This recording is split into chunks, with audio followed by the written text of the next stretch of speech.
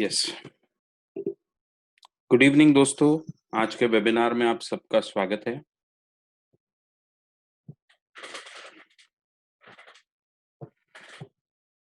आज के training session 3 में आप सबका स्वागत है। यस, चलिए शुरू करते हैं। 7:02 हो गए हैं। लोग ज्वाइन करेंगे। रिकॉर्डिंग तो हमारा रहेगा ही, जो चैनल पे अवेलेबल होगा। आपको लिंक हम भेज देंगे, तो कोई शुरू का पोर्शन जिनका मिस होगा उन्हें वो पूरा मिल जाएगा। यस, चलिए शुरू करते हैं।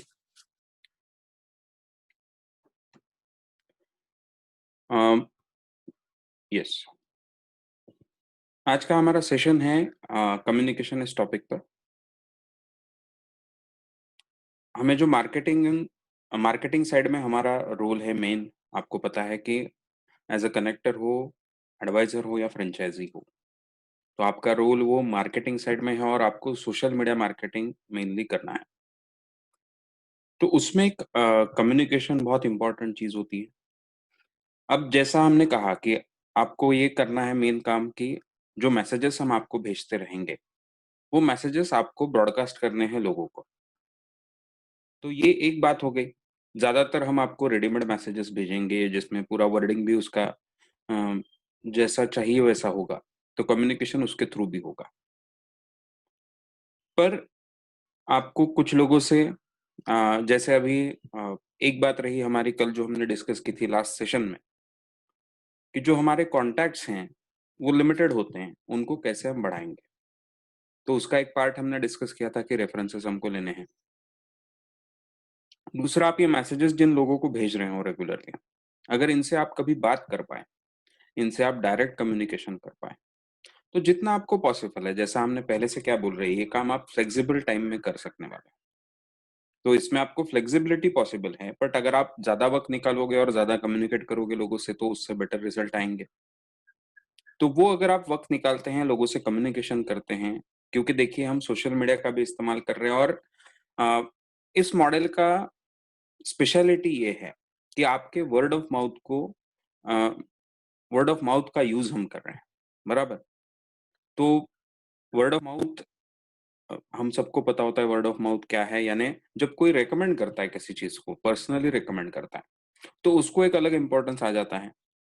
आप पूरी एडवर्टाइज़ देख लो, कोई बहुत अच्छी एडवर्टाइज़ लगे, प्रोडक्ट उससे इम्प्रेसिव लगे, पर वही अगर किसी ने बोल दिया आपको जिसे आप पहचानते हो कि नहीं ये प्रोडक्ट अच्छा नहीं है, मैंने यूज़ किया है, इसका फीडबैक अच्छा नहीं है, ऐसा जब होता है तो हम उस प्रोडक्ट के बारे में नेगेटिव हो जाते हैं। उल्टा उल्टा भी होता है, किसी प्रोडक्ट के बारे में पता नहीं था या लग रहा था कि अच्छा है कि नहीं पता नहीं है, पर किसी ने बोला कि ये बहुत अच्छा प्रोडक्ट है। यस, गुड इवनिंग किशोर जी। तो हम इम्प्रेस हो जाते हैं और वो प्रोडक्ट खरीद लेते हैं। तो वर्ड ऑफ माउथ एक बहुत इंपॉर्टेंट हिस्सा है हमारे सारे मॉडल का, बिज़नेस मॉडल का। तो हमें ये भी करना है कि हम चाहते हैं कि आप अगर कम्युनिकेशन करें लोगों के साथ में, जितना ज़्यादा कम्युनिकेशन आप करेंगे, उतने ही बेटर रिज़ल्ट आपको आते जाएँगे। यहाँ पे फ्लेक्सिबिलिटी ये है कि ये आपको तय करना है कितना आप कम्युनिकेशन करोगे। आपको जितना प्रोएक्टिव होके आप काम करेंगे, जितना प्रोएक्टिव होके आप ज़्यादा से ज़्यादा लोगों से कम्युनिकेट करेंगे, उतनी बेटर रिज़ल्ट आपको आएँगे। तो हर जो रेशो होते हैं, जैसे अभी आपने किसी को इनवाइट किया वेबिनार में, वो चलो वो लिंक तो हमारे तरफ से आपको आ गई थी, जो आपकी यूनिक लिंक है, आपने वो भेज दी, लोगों को ब्रॉडकास्ट कर दी। उसमें से कुछ लोग केवल वो लिंक देखकर भी अ, वेबिनार में रजिस्टर कर लेते हैं। आप समझिए आपने 1000 लोगों को लिंक भेजी, उसमें से रजिस्टर किया उसमें से 400 लोगों ने, क्योंकि बाकी लोगों को शायद उस वक़्त ना हो, जो भी हो, 400 या 200 लोगों ने, समझो चलो 10 लोग 100 लोगों ने कर लिया। तो 1000 में आपको क्या रेशो आया आपको पता है, 1 इन 10। 1000 में 100 लोगों ने केवल रजिस्टर किया। 100 में से कितने लोग वेबिनार में एक्चुअल आते हैं? तो वो पूरे के पूरे नहीं आते, उसमें से 50 वगैरह लोग आते हैं समझिए। तो उसमें आपको 1 इन 2 का रेशो आ गया, यानी 50% लोग आ गए वेबिनार में। वेबिनार सुनने के बाद साइट विजिट कितने करते हैं? तो वो एक रेशो होता है, बराबर? सारे के सारे जो वेबिनार सुनते हैं, वो सारे के सारे आगे साइट विजिट या सेल्स टीम से कम्युनिकेशन नहीं करते। तो वो समझिए, और 50 में से केवल 10 ही आ गए, यानी 20% का वो रेशो आया। और उसमें से सेल कितना हुआ? जो 10 लोग आए हैं, उन्होंने उसमें से 2 लोगों ने खरीदा वो प्रोडक्ट। 1 आदमी ने खरीदा प्रोडक्ट, तो यानी 10% का रेशो आया। तो यानी मैं एक एग्ज़ाम्पल दे रहा हूँ आपको, ऐसे अलग-अलग रेशो होते हैं और ये रेशो आपके बेटर होते जाएँगे जितना अच्छा कम्युनिकेशन आप करेंगे। केवल ज़्यादा नहीं, बट रेगुलर और जितना अच्छा कम्युनिकेशन आप करेंगे। तो उसके लिए हमारे पूरे काम में कम्युनिकेशन एक बहुत इम्पोर्टेंट हिस्सा है। तो हम अभी आज जो हम बात करेंगे वो बेसिक्स ऑफ कम्युनिकेशन की बात करेंगे। अभी आज हम जो प्रैक्टिकल आपको कैसे कम्युनिकेशन करना है, आपके रोल की हम कम बात करेंगे, बट बेसिक्स ऑफ कम्युनिकेशन पे ज़रा ध्यान देते हैं। जैसा हमने हमेशा आपको कहा, ये ट्रेनिंग में हमारी कोशिश होगी आप तक बेसिक पहुँचाएँ अच्छे से, ताकि आपके दिमाग में वो सारी बातें शुरू हो, उसके बारे में आप तैयार हो, आपके मन में एक विचार तैयार हो। वो धीरे-धीरे डेवलप हो आपके दिमाग में और प्रैक्टिकल जब हम काम करें तब ये सारे रूल्स, ये सारे नियम हमको काम में आएँ। तो बेसिक्स पे हमारा ध्यान बहुत ज़्यादा है इस ट्रेनिंग में आपको पता है। तो चलो आज हम बात करते हैं इफेक्टिव कम्युनिकेशन के बारे में।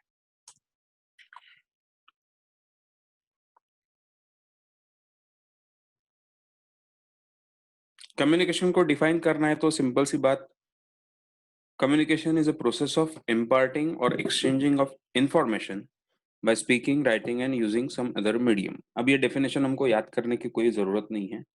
बट एक इसमें याद रखने की बात ये है कि कम्युनिकेशन यानी हम करते क्या हैं, हम इन्फॉर्मेशन देते हैं। इन्फॉर्मेशन जो एक इंसान के पास है, वो दूसरे इंसान को जब देता है, तो इन्फॉर्मेशन का पास होना, ये है कम्युनिकेशन। ये सिंपल एक बात हमको केवल पिन पॉइंट करनी है, बाकी तो बस यानी वो हमने वो थ्री इडियट्स में जैसा डेफिनेशन देखे थे, वैसा डेफिनेशन है वो अदरवाइज़। पर हमको वो रैंचो वाला डेफिनेशन ज़्यादा काम का है कि बस इन्फॉर्मेशन एक जगह से दूसरी जगह जाना, दैट इज़ कम्युनिकेशन। या जब हम कम्युनिकेट करते हैं, तो उसमें हमारा उद्देश्य क्या होता है कि जो इन्फॉर्मेशन मेरे पास है, वो मुझे किसी और को देनी है। तो कम्युनिकेशन का मतलब ये है exchanging of information. But communication involves 2 processes. One is input. अब कम्युनिकेशन में अगर वर्बल की बात करेंगे, तो वर्बल की बात यहाँ पे चल रही है। कम्युनिकेशन जब हम बोलते हैं तो हमको ऐसा लगता है कि हम बोलने के बारे में सीखने की बात करने वाले हैं केवल। बट केवल बोलने के बारे में सीखना is not communication, that will be half of the communication, because communication involves 2 processes. Communication में 2 चीजें होती हैं, हम समझ सकते हैं। एक होता है लिसनिंग और दूसरा होता है स्पीकिंग। तो इनपुट आता है लिसनिंग से और आउटपुट यानी देना यानी स्पीकिंग करना। तो हमेशा याद रखें, हम जब कम्युनिकेशन की बात करते हैं, नहीं, नहीं मैं तो बहुत अच्छा बोलता हूँ, मेरा कम्युनिकेशन बहुत अच्छा है। हाँ भाई, पर आप सुनते हो क्या अच्छा? लोगों को शायद फिर भी ये फीलिंग आ सकता है आप अच्छे बोलते हो, फिर भी आप ठीक से कम्युनिकेट नहीं करते क्योंकि आप सुनते ही नहीं हो किसी की। तो आप बस आपको जो बोलना है बोलते रहते हो, आप लोगों की सुनते नहीं हो, इसको अच्छा कम्युनिकेशन नहीं बोलेंगे। तो कम्युनिकेशन में आप देखेंगे तो अच्छा सुनना ये भी एक बहुत इंपॉर्टेंट प्रोसेस है और फिर बोलना ये भी एक इंपॉर्टेंट प्रोसेस है। तो 2 हिस्से होते हैं कम्युनिकेशन के। लिसनिंग या सुनना ये कहीं से भी कम इम्पोर्टेंट हिस्सा नहीं है, जबकि बोलना ये एक इम्पोर्टेंट हिस्सा है बट आधा हिस्सा है, यहाँ तक हमने याद रखना है। तो चलो अभी पहला फोकस करते हैं हम इनपुट के बारे में। इनपुट आएगा तो ही हम आउटपुट देंगे, इन्फॉर्मेशन हमारे पास होगी तो ही हम इन्फॉर्मेशन दूसरों को देंगे। अगर हम इन्फॉर्मेशन ठीक से हमारे पास लेंगे तो ही दूसरों को दे पाएंगे। इन्फॉर्मेशन लेते वक्त हम जितना उसमें अ, हमारी गलतियाँ रह जाएँगी या बोलेंगे तो आप उसमें जितना फ़िल्टर हो जाएगा हमारा इन्फॉर्मेशन आते-आते। सिखाया था 100 बट हमको समझ में आया 30 ही। तो आप बताते वक़्त मैक्सिमम कितना बता पाओगे दूसरे को? यानी मैं बोलूँगा कि अगर अच्छा जो लिसनर होता है, बहुत अच्छा लिसनर होता है, उसको अराउंड 60-70 70% वगैरह तक समझ में आती है बात। यानी अगर मैं कोई चीज़ सिखा रहा हूँ, तो जो अच्छा स्टूडेंट है, जिसका ग्रास्पिंग पावर बहुत अच्छा है, उसको अराउंड 70% चीज़ें पहले लिसनिंग में समझ में आती हैं। वो अगर फिर से सुने, उसे फिर से एक बार रिपीट करे, फिर से देखे, तो धीरे-धीरे और ज़्यादा समझ में आने लगता है। कोई भी किसी भी लेक्चर की मैं बात कर रहा हूँ, किसी भी टॉपिक की मैं बात कर रहा हूँ। सिंपल या डिफिकल्ट ऐसा नहीं, डिफिकल्ट में और थोड़ा कम आएगा रेशियो प्रोपोर्शन, बट सिंपलेस्ट में लगभग इतना आएगा। तो 70% तो आता है, यानी 30% तो वैसे ही कम हो गया। जो बहुत अच्छा ग्रास्पिंग पावर वाला आदमी है, वो भी अगर दूसरों को सिखाएगा बाद में, तो क्या हो जाएगा?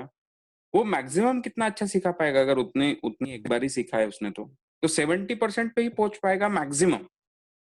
यानी मैंने जितना सुना उतना का उतना अगर मैंने डिलीवर किया तो भी मैं केवल 70% ही डिलीवर कर पाया।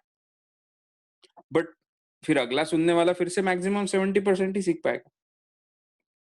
तो देखिए यानी कितना डिटोरिएट हो जाएगा, 2 ही इसमें इन्फॉर्मेशन, यानी 2 केवल साइकिल हुए। मैंने बोला हुआ किसी ने सुना, उसने बोला हुआ और तीसरे किसी ने सुना। बस 2 बार कम्युनिकेशन हुआ और उसमें इन्फॉर्मेशन 50% से ज़्यादा खराब हो गई।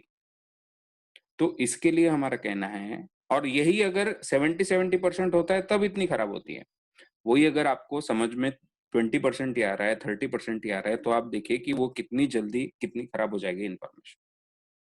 और हमको पता है इसमें हम वो गेम खेलते हैं, चाइनीज़ व्हिस्पर जिसे बोलते हैं, कि हम सारे एक गोला बनाकर बैठे होते हैं और पहला आदमी कोई तो भी एक मैसेज उसको दिया जाता है कि ये मैसेज तुमने बगल वाले के कान में बोलना है।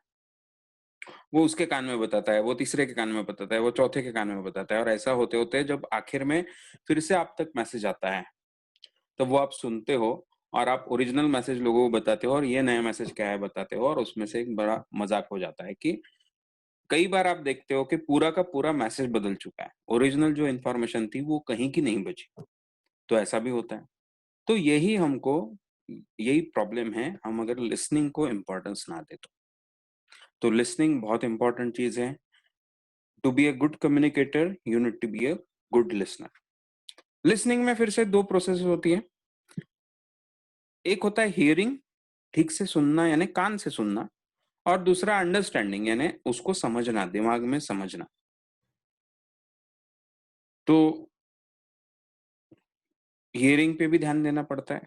कान लगा के ठीक से सुनो चीज़ों को, और उसको समझने में अंडरस्टैंडिंग का काम तो आप देखोगे तो बहुत सा इनवॉलंटरीली हो जाता है।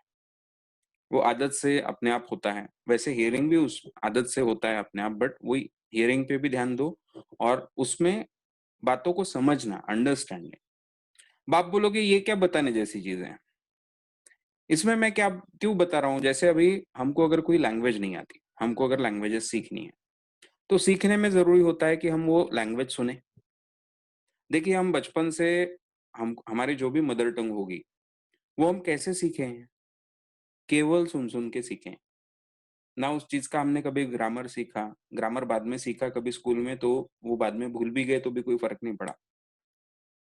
हमारी मदर टंग अगर हिंदी के अलावा दूसरी है, तो वो हमने बस सुन-सुन के सीखी। इसके अलावा हिंदी कैसे सीखी? तो बस सुन-सुन के सीखी। सुनते ही रहे ना। किसी ने हमको समझा गया नहीं बिठा के कि हिंदी में ऐसी बात करनी होती है, ये बोलना पड़ता है। ना हिंदी का ग्रामर कभी सीखा। सीखने के पहले हम बोलने लगे थे ग्रामर, और बाद में ग्रामर भूल भी गए तो भी हमको आज हिंदी बोलनी आती है। ये जो है, ये क्यों हुआ? क्योंकि हम सुनते थे।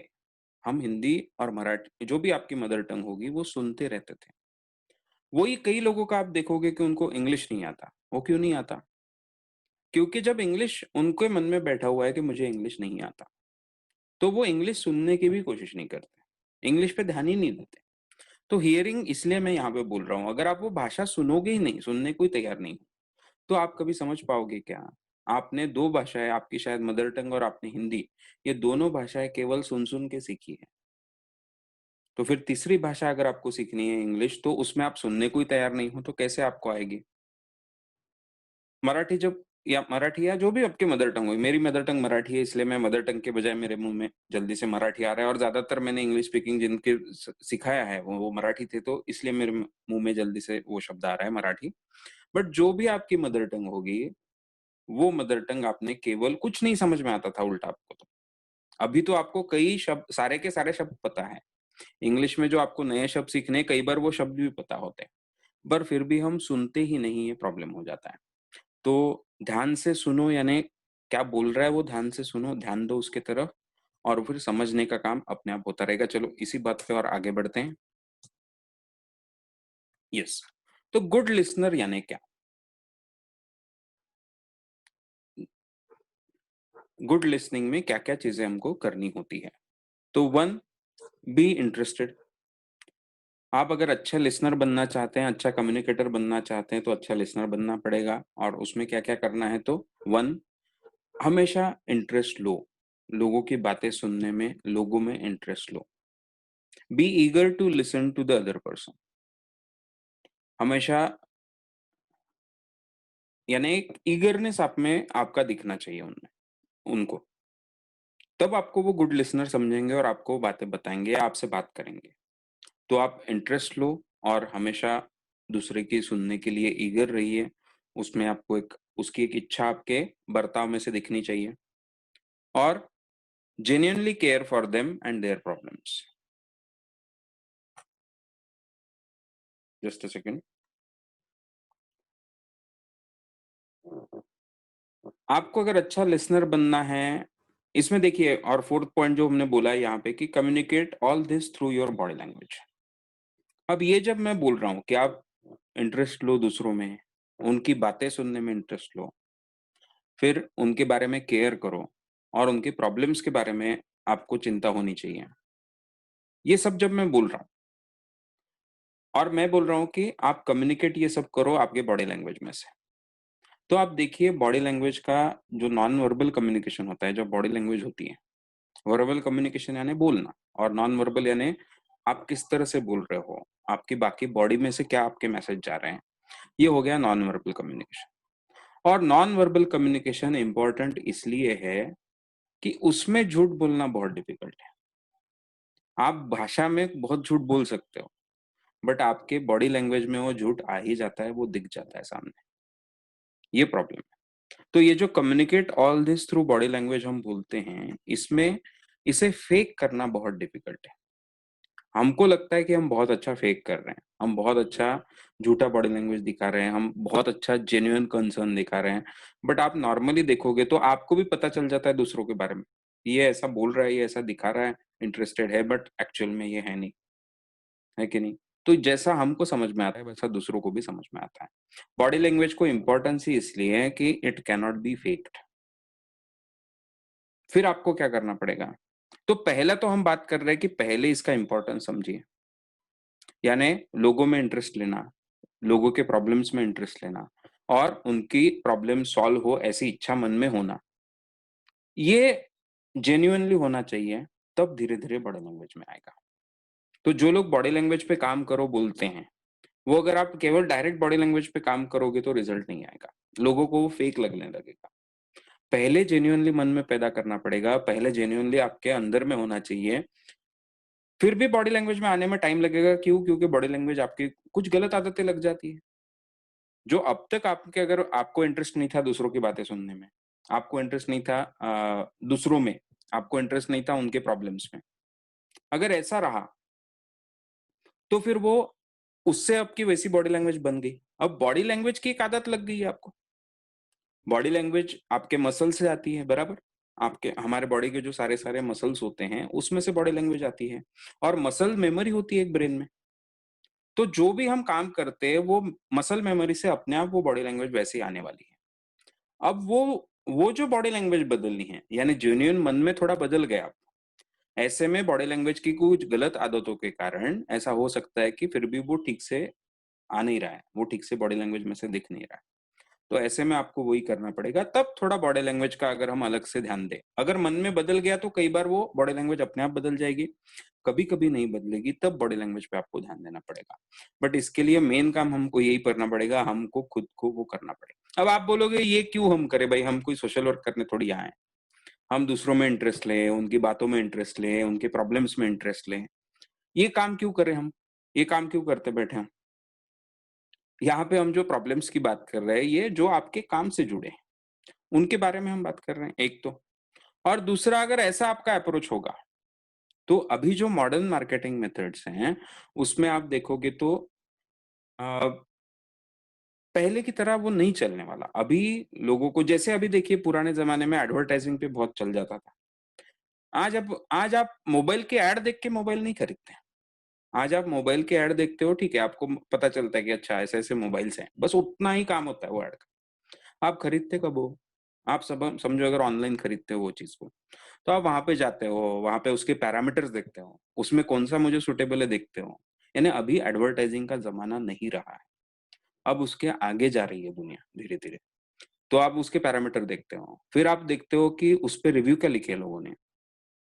तो अभी आप जेन्युइन रेफरेंसेस देखते हो, जो वर्ड ऑफ माउथ की हम अभी बात कर रहे थे, वो फिर से यहाँ पे आ गई। और फिर आप वो चीज़ खरीदनी है कि नहीं ये देखते हो। तो आप देखिए, यानी जिस तरह से पहले जिस तरह से काम होता था वैसा अभी नहीं होने वाला। तो जेन्युइन कल्चर होना काम में, और उसमें आप जब लोगों से बात करोगे तो उससे रिजल्ट आने वाले हैं। तो हमको ये करना पड़ेगा। सेकंडली, जैसा हम पहले से बोल रहे हैं, लोग पहले आपसे कन्विंस होते हैं और फिर वो आपके प्रोडक्ट से कन्विंस होते हैं, फिर आपके प्रोडक्ट लेते हैं।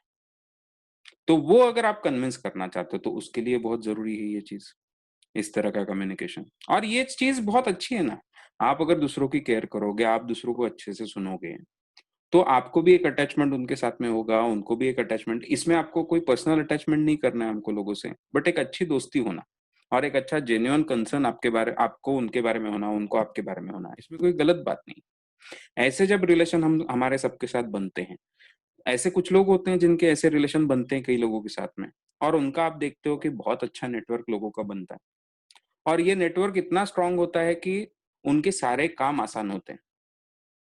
वो अपेक्षा नहीं करते कि वो लोग मुझे मदद करें केवल। वो खुद तैयार रहते हैं मदद करने को।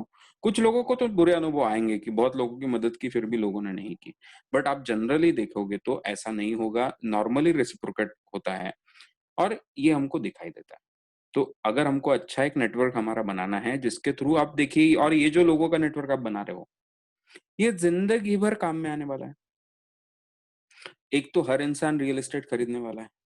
तो जितने लोगों का इकोनॉमिक कंडीशन अच्छा है आज ही, वो रियल एस्टेट खरीदने वाले हैं। आज ही नहीं, हमेशा खरीदते रहने वाले हैं। जो भी इन्वेस्टमेंट करेंगे उसके थ्रू वो खरीदते इन्वेस्टमेंट में जितना भी पैसा बचेगा उनके पास इनकम में से, वो रियल एस्टेट में डालते रहने वाले हैं। तो उनसे जो रिलेशन हमको बनाने हैं, वो हमेशा के लिए हमारे बनाने हैं। जिनका इकोनॉमिक कंडीशन उतना अच्छा नहीं है कि रियल एस्टेट में पैसे ना डाल पाएँ, उनके लिए हमारे पास में उनकी कैपेसिटी बिल्डिंग के प्रोडक्ट रहने वाले हैं, कि जिससे उनका ओवरऑल कैपेसिटी बिल्ड हो, कि वो प्रोडक्ट कौन से वगैरह में लेने वाला।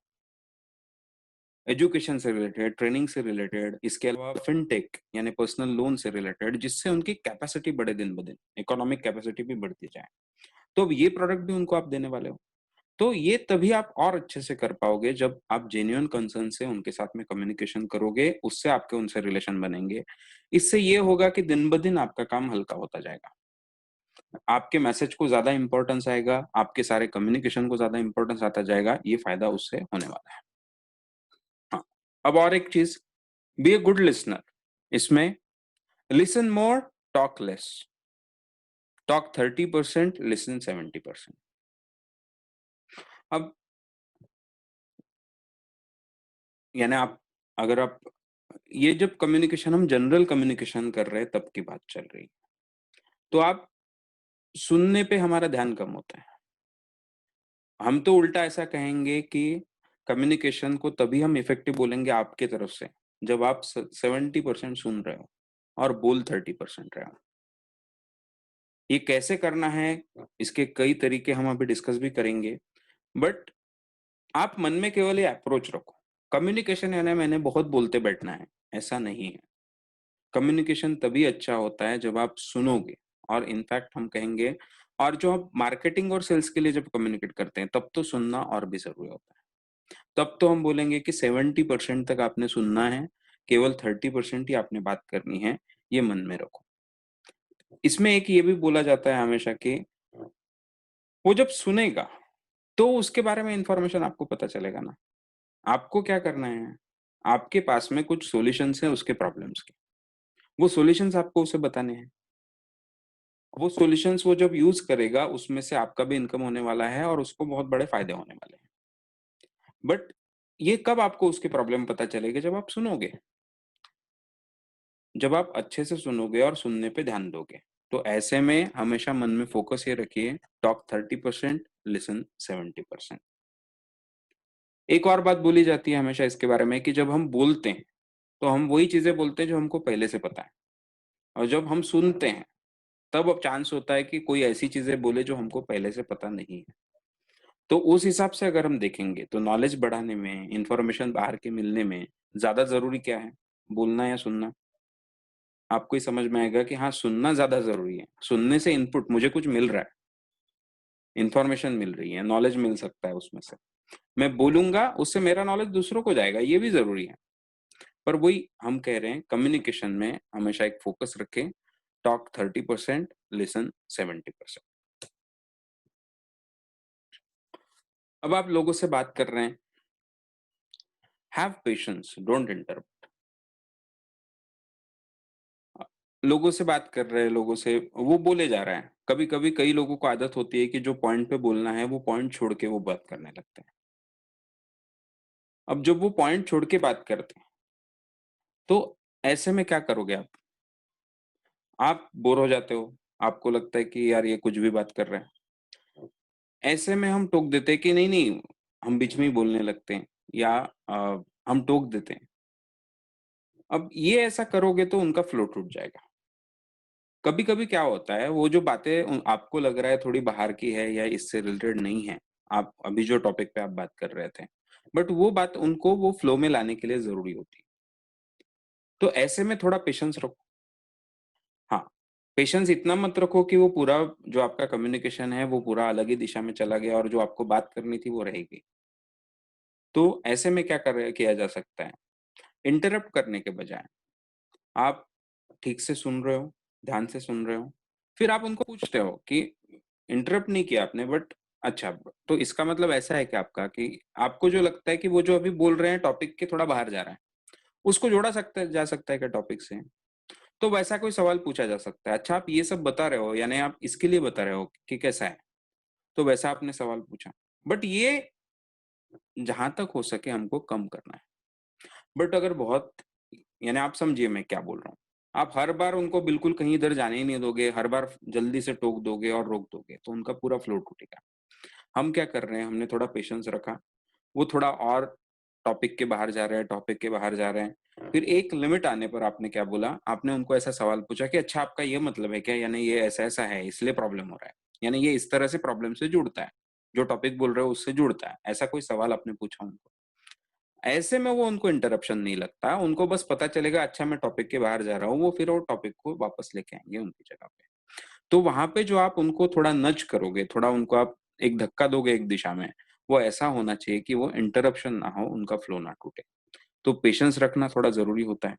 इसमें आप बोलोगे चलो मैं वो नहीं कर पाया, उनको टाइम पे जगह पे नहीं ले पाया। फिर भी अगर आपने पेशेंस रख के सुना, इससे आपका नुकसान नहीं होगा, उल्टा आपका ओवरऑल आप देखोगे तो कम्युनिकेशन बेटर ही होगा। तो पेशेंस रखना ज़रूरी है। इसमें आई कॉन्टैक्ट मेंटेन करो। अब मेंटेन आई कॉन्टैक्ट ये किसके लिए बोली हुई चीज़ है? ये बॉडी लैंग्वेज रिलेटेड बात है। आई कॉन्टैक्ट मेंटेन रखो, इसका मतलब आप अगर वो जानबूझ के करने लगोगे, तो भी आपको प्रॉब्लम हो जाएगा। बट आपको पता होता है आप ठीक से आई कॉन्टैक्ट मेंटेन करते हो कि नहीं करते हो। बिकॉज़ आई कॉन्टैक्ट मेंटेन करना है कहीं न कहीं कॉन्फिडेंस से जुड़ी हुई चीज़ है। दूसरा आपकी कंसर्न से जुड़ी हुई चीज़ है। यानी आप सुन रहे हो कि नहीं, ये भी आप उनको ये देते हो कि मैं तुम्हारी बात सुन रहा हूँ। अब जब आप किसी की बात सुनते हो तो बीच-बीच में उनसे आई कॉन्टैक्ट भी करते हो। तो ये आपको ही खुद का असेसमेंट करना है कि मेरा आई कॉन्टैक्ट ठीक होता है कि नहीं होता है। और यहाँ पे देखिए, हम जब भी ये सारी बातें करते हैं तो उसमें इंटरनल भी बातें कर रहे हैं। आप कंसर्न रखो दूसरों के बारे में, एक पेशेंस रखो उनकी बातें सुनने में, इंटरेस्ट लो उनकी बातों में, इंटरेस्ट लो उनकी ज़िंदगी में। जब हम ये करते हैं, तो इससे भी अपने आप बॉडी लैंग्वेज थोड़ा बदलेगा, आई कॉन्टैक्ट और बेटर होगा। धीरे-धीरे अगर कॉन्फिडेंस का किसी को प्रॉब्लम है तो वो कॉन्फिडेंस जैसे बढ़ता है तो उससे आई कॉन्टैक्ट और बेटर होगा। तो मेंटेन आई कॉन्टैक्ट जब बोल रहे हैं तो ऐसा नहीं कि दूसरे के आँखों में आँखें डाल के देखते बैठना है। तो वैसा नहीं करना है। अगर आप आँखें चुराते हो, आँखें बिल्कुल भी मिलाते नहीं हो दूसरों से, ऐसे में उसपे हमने काम करना चाहिए। और काम इसी तरह से होगा, पहले इंटरनल काम करो, पहले अपना कॉन्फिडेंस बढ़ाने के लिए कोशिश करो। वो कैसे करें इस पे हम डिस्कस ज़रूर कर सकते हैं। और बाद में वो आदत जो लग गई है कि हम कभी आँखें ही नहीं मिलाते, तो वो फिर आदत को थोड़ा बदलने की तरफ ध्यान दो। ये मन में आपने रखा कि हाँ, मुझे आई कॉन्टैक्ट बढ़ाना है, उससे भी अपने आप हो जाता है। आप अगर तब कॉन्शियस हो जाओ कि नहीं मैं आँखों में दिख रहा हूँ कि नहीं, इसके बारे में सोचने लगोगे तो उनकी बातें आप सुन नहीं पाओगे, ठीक है? तो अभी थोड़ा आपको कन्फ्यूजिंग लग सकता है मैं क्या बोला ये। मैं उसको फिर से एक बार रिफ्रेश करता हूँ आपके लिए कि मन में ये रखो अभी क्लियर, आई कांटेक्ट हम क्यों नहीं रखते हैं? एक, हम एक्चुअल में इंटरेस्टेड नहीं होते उनकी बातों में, दूसरा हमें कभी-कभी कॉन्फिडेंस की कमी होती है। पहले हमको क्या काम करना है, अगर आपको ऐसा लगता है कि हाँ, मैं बिल्कुल आई कांटेक्ट नहीं रखता हूँ कम्युनिकेशन में, तो पहला काम आप ये करो कि इंटरनली ये चीज़ों पे काम करो कि नहीं, मुझे कंसर्न होना चाहिए दूसरों के लिए, दूसरों में इंटरेस्ट होना चाहिए और उस इंटरेस्ट से मैं जब बात करूँगा तो मैंने उनकी बातों में इंटरेस्ट लेना है। ये मन में तय करो। दूसरा, कॉन्फिडेंस बढ़ाने के लिए जो तरीके हैं, ये कभी हम बाद में लेंगे टॉपिक कॉन्फिडेंस वाला, तो वो कॉन्फिडेंस बढ़ाने की तरफ ध्यान दो। अब ये हो गया। इसके बाद अब आता है कि कई लोगों का इसी में आई कॉन्टैक्ट बेटर हो जाएगा, जिनका उसमें नहीं हुआ। वो मन में केवल ठाने मेरा आई कॉन्टैक्ट बेटर करना है मुझे, तो उस हिसाब से वो केवल मन में रखे, उससे मेजॉरिटी लोगों का आई कॉन्टैक्ट ठीक हो जाएगा। बहुत ऐसा कॉन्शियसली आप आई कॉन्टैक्ट बढ़ाने की कोशिश मत करो। बस मन में ये रखिए कि हमको आई कॉन्टैक्ट मेंटेन करना है, ठीक है? बी अ गुड लिसनर, तो उसके लिए ज़रूरी है चेक योर अंडरस्टैंडिंग। दूसरा कोई इंसान कोई बात आपको बता रहा है, तो उसे आपको क्या समझ में आया, ये चेक करते रहो। तो चेक कैसे करोगे? तो जैसे आप उनको सवाल पूछोगे, कि अच्छा इसका मतलब ये है क्या? तो आपने बोला अच्छा, यानी मुझे ये करना है, बराबर? ऐसे सवाल पूछना, यानी आपने क्या किया, आपका जो अंडरस्टैंडिंग है उसे चेक किया, ठीक है? एंगेज विद द मटेरियल, वो क्या बोल रहे हैं कंटेंट, उसके बारे में उनसे बात करो। अच्छा मुझे ये समझ में आया कि आप ऐसा-ऐसा सही है। तो वो जो टॉपिक बोल रहे हैं, वो टॉपिक के बारे में आपको क्या समझ में आया, वो वो उनको फिर से बोलो। और वो मटेरियल में पूरा इंटरेस्ट लो, मटेरियल के बारे में आपको और कोई चीज़ें पता है। वही, यानी वो जो कंटेंट बोल रहे हैं, उससे रिलेटेड आपको कोई और मुद्दा पता है, तो वो शेयर करो उनके साथ में। तो engage with the material. Then ask questions, सवाल पूछो। अभी हमने देखा, हमने बात भी की उसको लेकर। तो जो टॉपिक आप वो जो बोला है उन्होंने, उसके बारे में उनको सवाल पूछो। इससे उनको पता चलेगा और आप सच में आप अच्छे लिसनर हो, ये उससे हो जाएगा। लिसनिंग करना है तो आपको क्या करना है? यानी अभी फिर से हम जाते हैं, कम्युनिकेशन में क्या होता है? इन्फॉर्मेशन का एक्सचेंज होता है। वो बोल रहा है, यानी वो इन्फॉर्मेशन दे रहा है। आप सुन रहे हो, यानी आपको इन्फॉर्मेशन लेनी है और इन्फॉर्मेशन आपको एक्यूरेटली लेनी है, बराबर? वो जो बोलना चाहता है वो इन्फॉर्मेशन लेनी है। कई बार उसके मन में जो बात होती है, वो पूरी की पूरी वो ठीक से बोल ही पाएगा कि कंपल्सरी है क्या? नहीं। वो कितना अच्छा टॉक कर सकता है, कितना अच्छा स्पीकर है, इस पे वो डिपेंड है। बट आप अगर अच्छे लिसनर हो, तो आप भले ही उसकी वो कैपेसिटी अच्छी नहीं है, उसके मन में बोलने की एक बात है, वो नहीं बोल पा रहा है ठीक से। बट आप आपके सवाल ऐसे पूछ सकते हो कि बराबर वो जो इन्फॉर्मेशन आप तक पहुँचाना चाहता है, वो पहुँच जाए। इसका मैं एक एग्ज़ाम्पल दे सकता हूँ आपको कि मैं भी एक ऐसा कोर्स में था। मैं खुद ट्रेनर था, बट फिर भी हम एज़ अ ट्रेनर भी रहते हैं हमेशा। तो उल्टा हम जब ट्रेनर होते हैं, तो हम और ट्रेनिंग बहुत करते हैं दूसरों का। हम कई ट्रेनर्स के ट्रेनिंग अटेंड करते हैं और उसमें हमको बहुत मज़ा आता है। भले ही वो टॉपिक हम खुद भी सिखाते हैं दूसरों को, बट फिर भी हमको ट्रेनिंग लेने में बहुत मज़ा हमको है ना, कई ट्रेनर्स मैं जानता हूँ ऐसे जो ऐसा करते हैं। तो मैं हमारा ही हम जो इंस्टीट्यूट में हम काम करते थे, वही इंस्टीट्यूट की तरफ से एक पूरा ट्रेनिंग रखा गया था। और वो ट्रेनिंग में उन्होंने कम्युनिकेशन सिखाते वक़्त उन्होंने वही एग्ज़ाम्पल लिया, जो चाइनीज़ विस्पर वाला एग्ज़ाम्पल है ना, तो वो एग्ज़ाम्पल उन्होंने लिया। हम हर रो में 15-15 लोग बैठे थे और उन्होंने ऐसा किया कि फर्स्ट जो वो रो का फर्स्ट मेंबर है, उसको उन्होंने एक चिट दी। वो चिट पे एक जोक लिखा हुआ था और उन्होंने वो चिट पढ़नी है। वो जो फर्स्ट रो में बैठा है, फर्स्ट नंबर पे बैठा है उसने, और उसने बगल वाले को कान में बतानी है, वही जोक। अब चिट उसने तभी दे देनी है वापस, केवल एक बार पढ़ के, समझ के उसने बगल वाले को कान में बतानी है। फिर वो सेकंड को बताएगा, सेकंड थर्ड को बताएगा, थर्ड फोर्थ को बताएगा, ऐसा-ऐसा था। और मैं था 14th, यानी मेरे तक जब तक कम्युनिकेशन आता तब तक मैं था 14th। और मेरे बाद में जो 15 था, यानी जो लास्ट मेंबर था, उसको अभी मैं जो बोलूँगा वो उस पे उसको लिखना है, वो सारी इन्फॉर्मेशन, और फिर बाद में उसे वो पढ़ के सुनानी है। और मेन उसका उद्देश्य क्या था इस पूरे एक्सरसाइज का? तो ऐसे 10 रो में हम सारे बैठे हुए थे। उसमें मेन उद्देश्य ये था कि वो जो पहली चिट थी, वो और जो लास्ट ये चिट होगी, इसमें कितना डिफरेंस आ गया ये समझिए। तो वही हुआ। अब 10 रो में से हम सेकंड रो में थे। थर्ड रो में थे शायद। तो पहली 2 रोज़ हमने देखा, बाद में कई रोज़ का हमने देखा, तो एक तो ये 10 में से 6 लोगों का, या चाइनीज़ मिक्सचर बोलते हैं, चाइनीज़ व्हिस्पर्स बोलते हैं, व्हिस्पर्स बोलते हैं चाइनीज़ उसको। व्हिस्पर यानी कान में हम जब धीरे से कुछ बोलते हैं उसको व्हिस्परिंग बोलते हैं। तो चाइनीज़ व्हिस्पर बोलते हैं ज़्यादातर इसको। तो ये चाइनीज़ व्हिस्पर्स उन्होंने किया, और वो 10 में से 6 लोग जो थे, 6 रोज़ जो थे, वो कुछ भी नहीं बता पाए। उनके वो जो कागज़ था 15वें इंसान के पास में, उसमें कुछ भी नहीं लिखा था। 3 लोग जो थे, अब 4 बचे, उनमें से 1 हम, बचे हुए जो 3 तो थे, वो जो उन्होंने ओरिजिनल जोक था और जो ओरिजिनल यहाँ पे था, उसका कोई तालमेल ही नहीं था, कुछ लेना-देना ही नहीं था। तो 6 रोज़ में तो पूरा कम्युनिकेशन ही कंप्लीट ही नहीं हुआ। 15वें के पास में कोई मैसेज नहीं आया। वो बोले, "सर कुछ भी नहीं था, ये जो बता रहे थे उसमें कोई मतलब नहीं था, मैंने कुछ नहीं लिख पाया।" 3 लोगों ने जो बताया, वो और ओरिजिनल स्टोरी में पूरा अलग था। और हमारी रो जो थी, वो जो जोक पहले इसमें था, वो एग्ज़ैक्टली जोक वहाँ पे पहुँच गया था। एग्ज़ैक्ट वैसे का वैसा जोक था।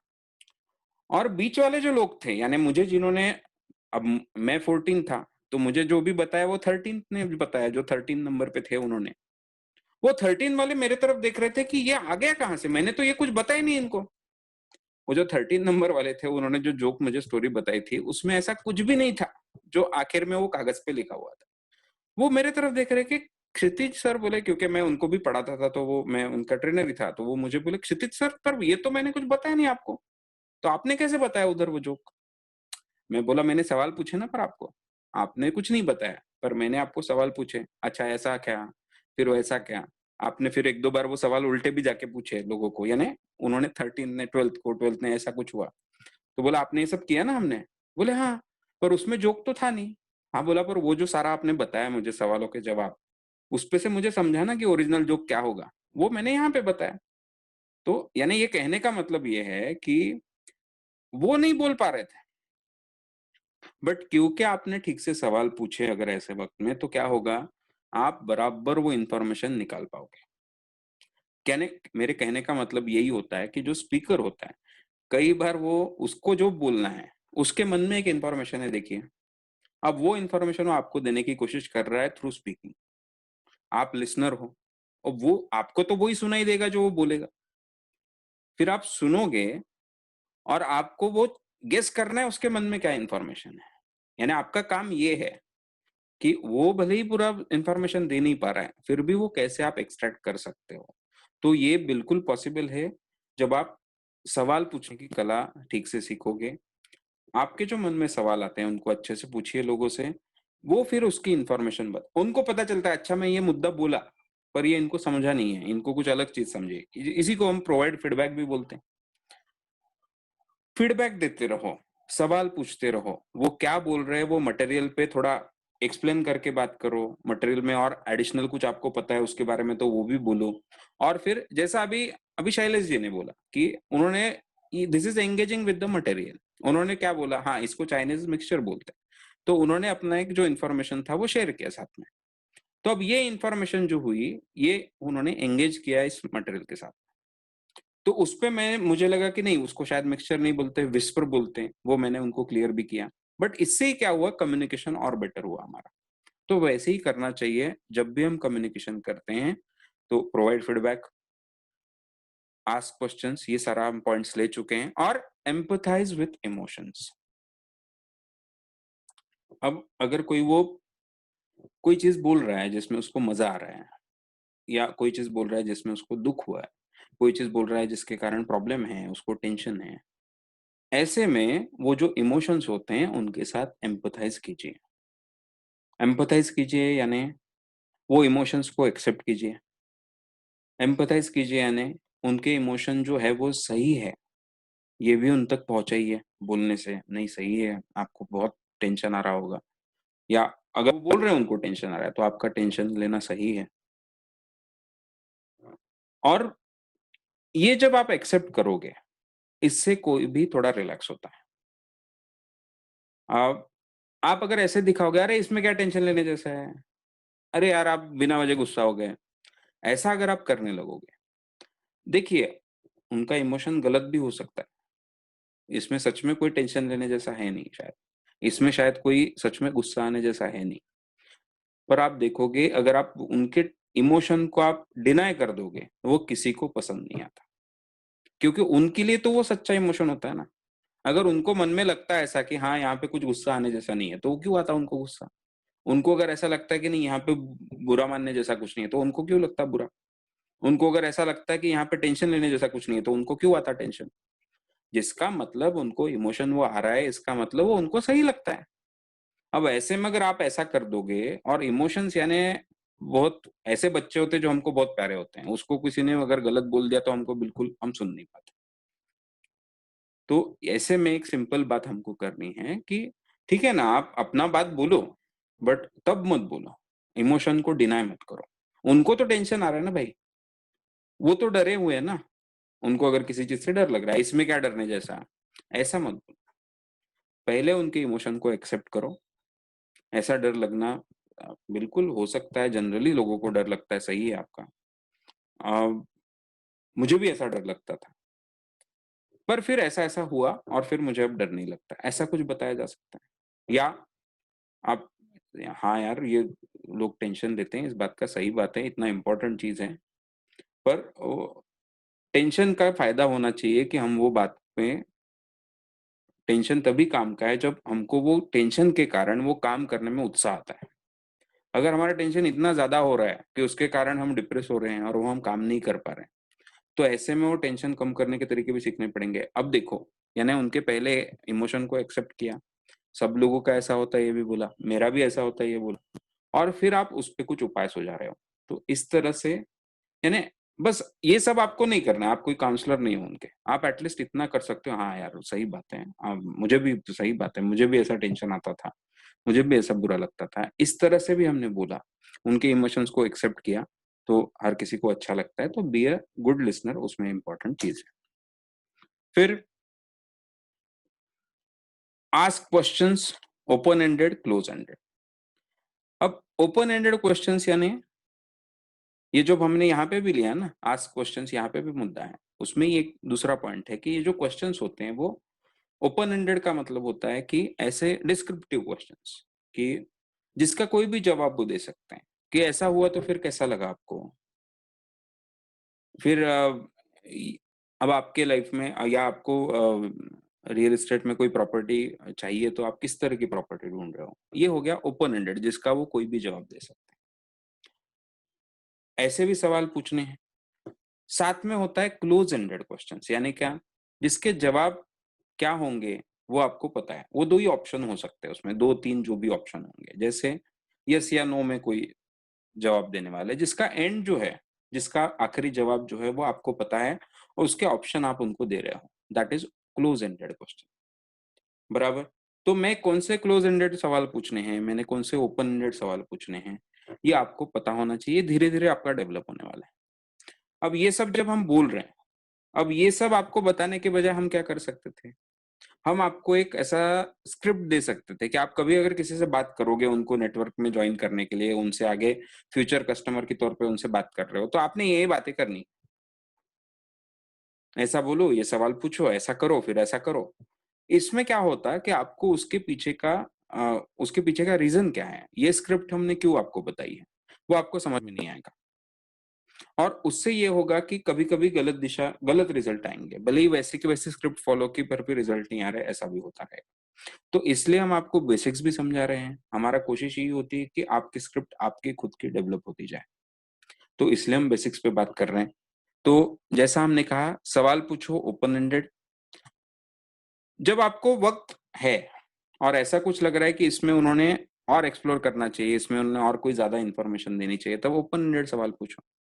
जब आप चाहते हो कि वो किसी एक मुद्दे पे डिसीज़न पे आएँ, तो ऐसे में क्लोज़ एंडेड सवाल पूछो। तो उससे ये होगा कि वो क्लियर होते जाएँगे उसके बारे में। तो ऐसा सच है? ऐसा ही है ना आपका? हाँ या ना? अब ऐसा ही है ना, हाँ या ना आपको बोलना नहीं पड़ता। अब वो बोलेंगे हाँ या ना, 2 में से 1 जवाब देंगे, बराबर? तो ऐसे आपको क्लोज़ एंडेड सवाल भी पूछने पड़ेंगे। इसके जैसे ही एग्ज़ाम्पल्स वगैरह आते हैं, हम आपके साथ में डिस्कस करते रहेंगे। जो आपका स्क्रिप्ट होगा या जो आपको लोगों से बोलना है, उसमें आपको ये सारी चीज़ें सपोर्ट करेंगी, हेल्प करेंगी। Then respect others, respectfully communicate कीजिए करते वक़्त हमेशा। Be open to others ideas and respect them, whether you agree और नॉट, लाइक द आइडियाज़ और नॉट। तो जैसे इमोशन की बात है, वैसे ही आइडियाज़ की बात है। Always respect there ideas. अब रिस्पेक्ट ऐसी चीज़ है जो देने को हमको कोई पैसे नहीं लगते, और अगर हम सारे एक-दूसरे को रिस्पेक्ट दें, तो आप देख सकते हैं कि किसी का कोई अलग से खर्चा नहीं होने वाला, अलग से कोई परेशानी नहीं होने वाली, बट हम सबको और अच्छा लग सकता है। यानी एक ऐसी चीज़ है जो जिसमें हमको कुछ ज़्यादा बदलाव करने की ज़रूरत नहीं है। अब आप बोलोगे सबको क्यों रिस्पेक्ट दें भाई? सबको ही रिस्पेक्ट के लायक होते हैं ऐसा कैसे? उसमें एक सिंपल सी बात हम बोलेंगे कि हाँ, ये ठीक है कि हर कोई इक्वल नहीं होता, हर कोई यानी इक्वल रिस्पेक्ट भी देना चाहिए, या हर कोई इक्वल है ऐसा है, और हर किसी की क्वालिटीज़ इक्वल नहीं होती, ये बराबर है। कुछ लोगों क्या क्वालिटीज़ ज़्यादा होंगी, कुछ लोगों में टैलेंट बहुत अच्छा होगा, कुछ लोग बहुत अच्छे दिल के होंगे, कुछ लोग बहुत लोगों के लिए सब कुछ करने वाले होंगे। उस हिसाब से रिस्पेक्ट आपको होगा।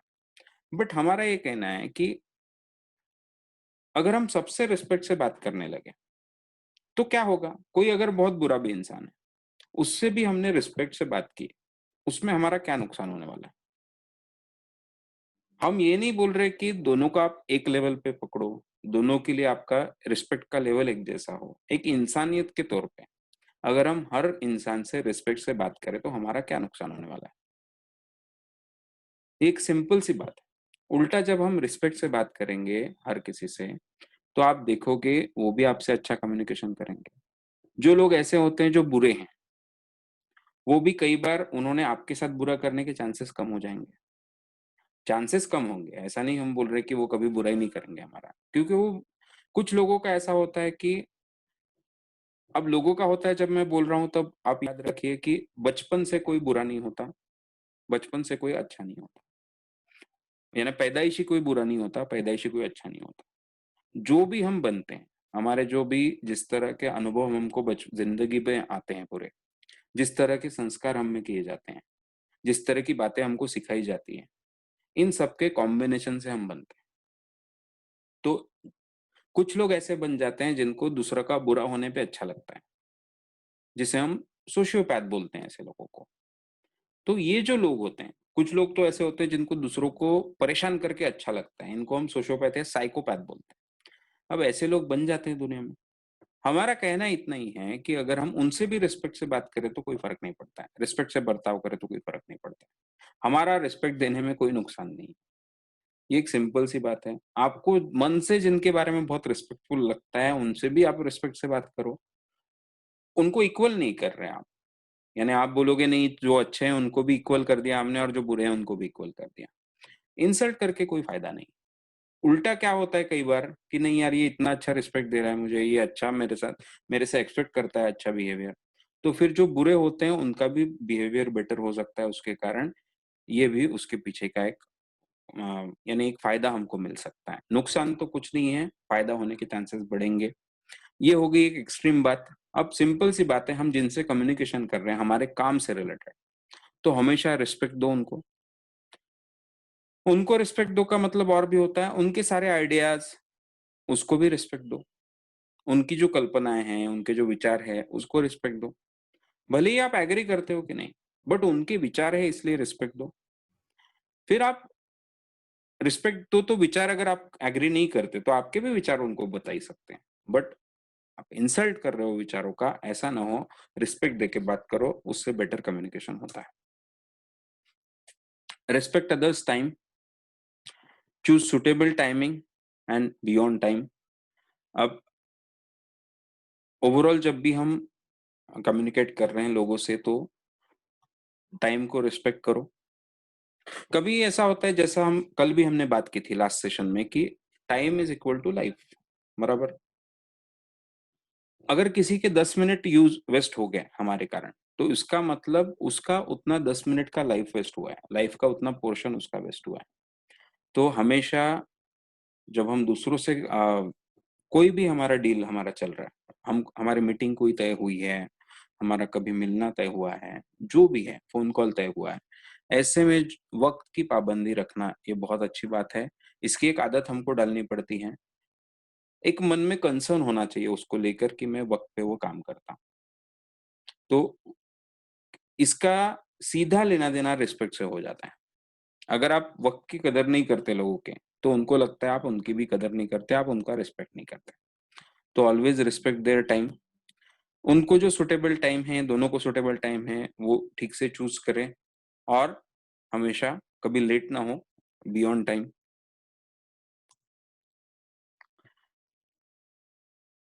कभी भी हम जब किसी से बात करते हैं तो एक एक्सचेंज प्लेज़ेंटरीज़। अभी कैसा हुआ कि अ, कई लोगों को ऐसा हो जाता है कि उनको लगता है ये बहुत फ़ॉर्मेलिटी हो रही है। तो हाँ भाई, आप अपने घरवालों से, अपने मम्मी-डैडी से बात कर रहे हो, आप अपने बच्चों से बात कर रहे हो, अपने बीवी से बात कर रहे हो, अपने हस्बैंड से बात कर रहे हो, भाई-बहन से बात कर रहे हो। ऐसे में आप पूरा फॉर्मल होइए ऐसा कुछ नहीं बोल रहे हैं, बराबर? बट आप आपके दोस्तों से बात कर रहे हो, तो ऐसे में फॉर्मेलिटी होना ही चाहिए, ऐसा कोई कंपल्शन नहीं है। बट आप जब फॉर्मली लोगों से बात कर रहे हैं, तब ऐसे में एक प्लेज़ेंटरीज़ एक्सचेंज करने की आदत होना, ये अच्छी आदत है, ये आदत हमको लगानी है। तो प्रॉपर तो ये आदत डालिए। अ, एक्सचेंज प्लेज़ेंटरीज़ आप बोलोगे ये बहुत छोटी-सी बात हो गई, हम तो ये सारे करते ही हैं, तो बहुत अच्छी बात है। हम अभी समझो 20 लोग सुन रहे हैं, उसमें से एक आध कोई होता है जो नहीं करता है उसको, तो उसके लिए इम्पोर्टेंट चीज़ है। तो ये आदत डालें कि एक्सचेंज प्लेज़ेंटरीज़ फॉर्मल लगता है थोड़ा बट अच्छा है, इससे एक अच्छा इम्पैक्ट आता है, इसीलिए वो हमारा जो कल्चर है, हमारा कल्चर है ना, दुनिया भर का जो कल्चर है, उसमें इस तरह के मिलने के बाद hi, how are you, good afternoon, good evening, good morning, नमस्ते, ये सारे प्लेज़ेंटरीज़ हैं। हम जो करते हैं, इसका कोई रीज़न है, एक हमको समझ में आया कि इससे अच्छा कम्युनिकेशन होता है, उसकी वो शुरुआत होती है। Start the conversation with a proper formal introduction. अगर आप किसी नए इंसान से मिल रहे हैं, तो शॉर्ट में अपना इंट्रोडक्शन हमने देना। अब आप कई लोगों से मिलोगे नहीं, फ़ोन पे बात करोगे। जैसा हमने कहा कि जो कॉन्टैक्ट्स आपके पास में बढ़ते जा रहे हैं, उनके साथ में आपको कम्युनिकेट करना है, कॉल करना है कभी, तो आप जितना आप कम्युनिकेट करोगे उनके साथ में, यहाँ पे फ्लेक्सिबिलिटी है। आप पे कोई कंपल्शन नहीं कि आपने सबको कॉल ही करो। बट सिंपल सी बात है, आप जितने लोगों से बात करेंगे, जितना कॉल करेंगे, वो सारे-सारे आपके रेशियोज़ बेटर होते जाएँगे। कितने लोग इन्विटेशन से रजिस्टर करते हैं, रजिस्ट्रेशन से वेबिनार में आते हैं, वेबिनार से साइट विज़िट को जाते हैं और उसके बाद कितना सेल होता है। ये सारे प्रोपोर्शंस अलग-अलग हैं। ये रेशियोज़ आपके बेटर होते जाएँगे आप जितना कम्युनिकेशन करेंगे। तो ये जो कम्युनिकेशन आपको करना है, इसकी शुरुआत में शॉर्ट में एक खुद का इंट्रोडक्शन बना लें और वो एक देने की हमको आदत होनी चाहिए। तो एक शॉर्ट में इंट्रोडक्शन जो एकदम 1 मिनट में हो जाए, ऐसा। खुद के बारे में जब बता रहे हो तो बहुत आप लंबा बताते बैठे हैं, वैसा करने की ज़रूरत नहीं है। शॉर्ट में 1 मिनट में आप खुद के बारे में क्या बताऊँ, उसके बारे में सोचिए, वो रेडी करें और एक फॉर्मल इंट्रोडक्शन खुद का दें।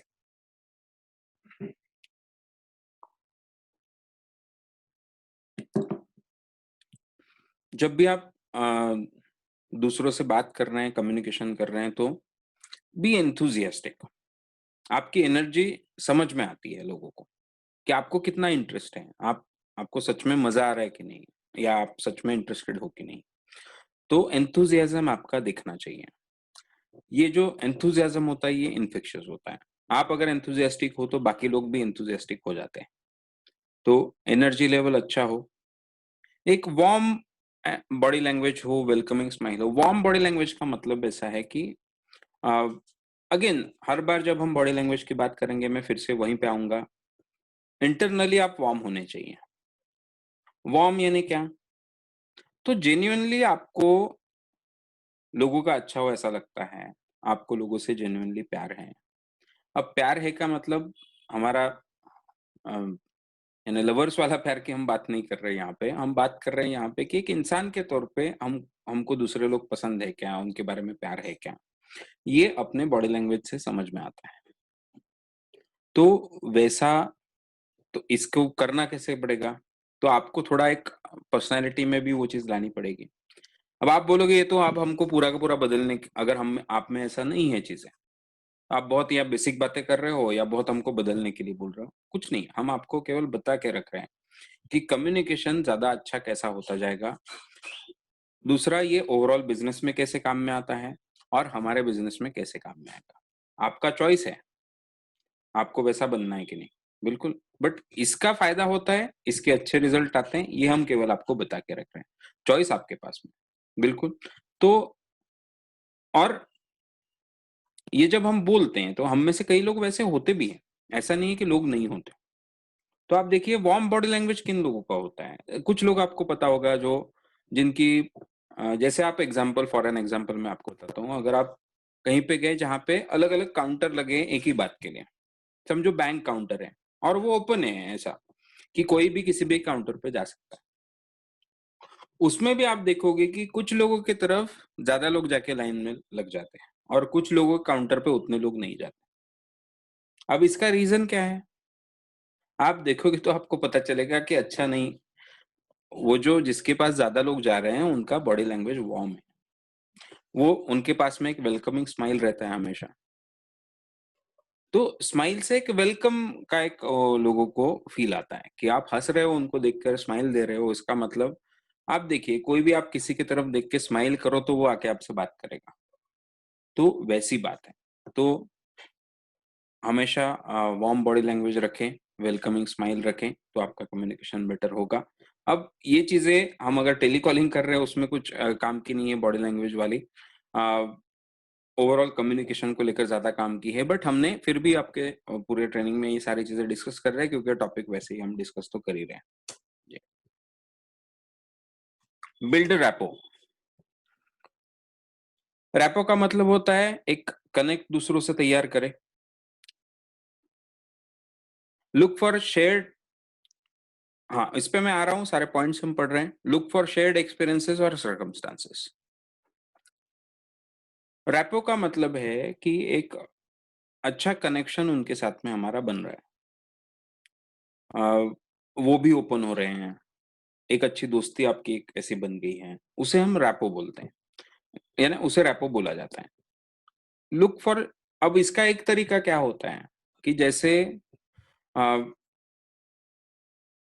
उन आप वो कुछ बता रहे हैं आपको, तो उसमें आपका कोई शेयर्ड एक्सपीरियंसेस या कोई सर्कमस्टेंसेस वैसे के वैसे अगर वैसा जैसा उनका एक्सपीरियंस है वैसा आपका भी हो, तो वो शेयर किया आपने। उनको जो प्रॉब्लम आ रहा है वो आपको भी आ रहा है, तो वो शेयर किया आपने। इससे एक रैपो बनता है उनके साथ में, बराबर? फिर try to inject an element of humour. Rapport बनाने के लिए एक और अच्छा तरीका होता है अगर आप हँसा पाए किसी को तो उनसे अपना एक अच्छा कनेक्ट बनता है, एक अच्छा रैपो बनता है, एक अच्छी दोस्ती हो जाती है। Then express empathy. एम्पैथी यानी अगेन अ, उनको जो उनके जो प्रॉब्लम्स हैं, उसको लेकर आपको भी अच्छा नहीं लग रहा है, आपको भी बुरा लग रहा है, ये एक फीलिंग उनको देना। आपकी भाषा से, आपके बोलने से, आपके बॉडी लैंग्वेज से भी वो पता चलेगा।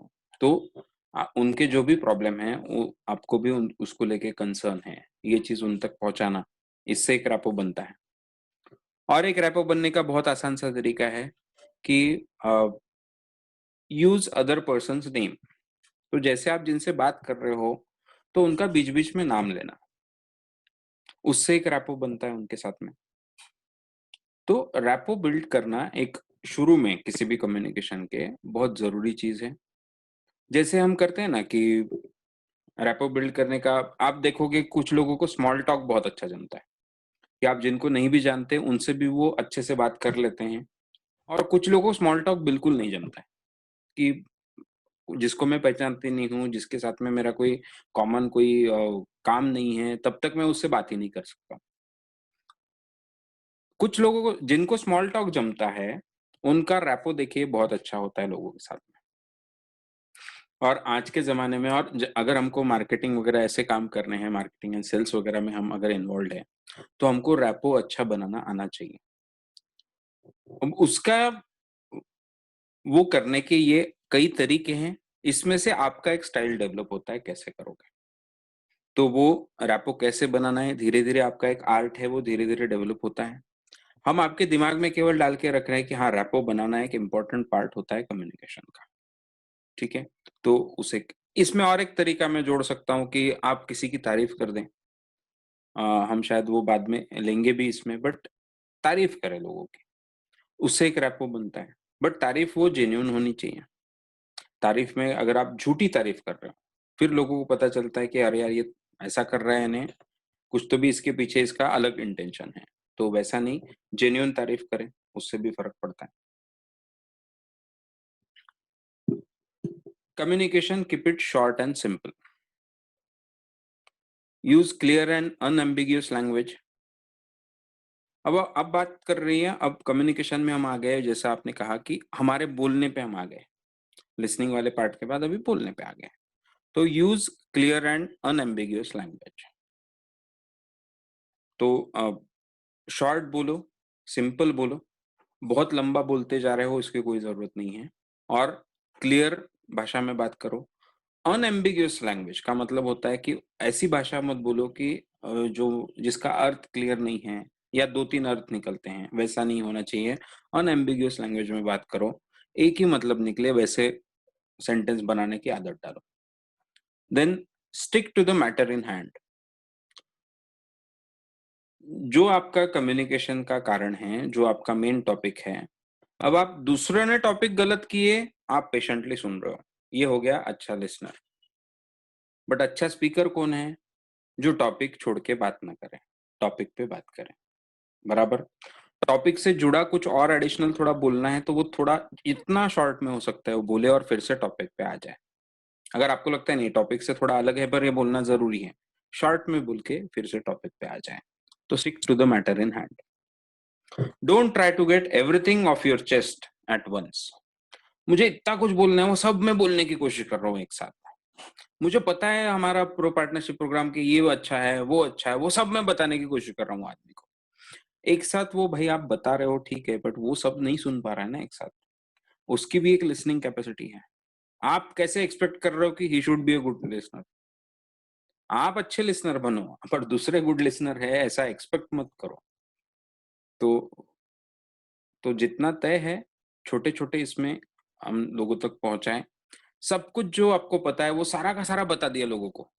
ऐसा करने से एक तो लोगों को समझ में भी नहीं आएगा पूरा का पूरा, दूसरा उनको आपका एक डेस्परेशन भी लगेगा और उनको ऐसा लगेगा कि आप कितने कॉन्फिडेंट हो इस बारे में, उनको वो क्लियर नहीं होगा। उल्टा उनको लगेगा आप कॉन्फिडेंट नहीं हो। तो इसलिए short it's keep it short and simple. Then thoughts में आपने क्लियर होना पड़ेगा, तब आपकी भाषा और क्लियर होती जाएगी। तो कोई चीज़ आपको अगर समझ में नहीं आई है, तो उसको ठीक से उसके बारे में सोचो, थॉट्स में क्लियर हो जाओ, फिर उस पे बोलो।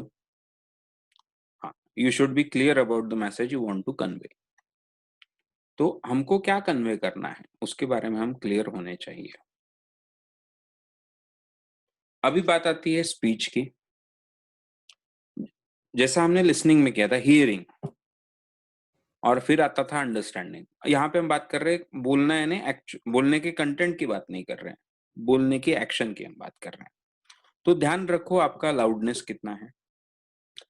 लाउडनेस कम हो तो लोगों को समझ में नहीं आएगा, सुनाई नहीं देगा और उनको लगेगा आपका कॉन्फिडेंस कम है।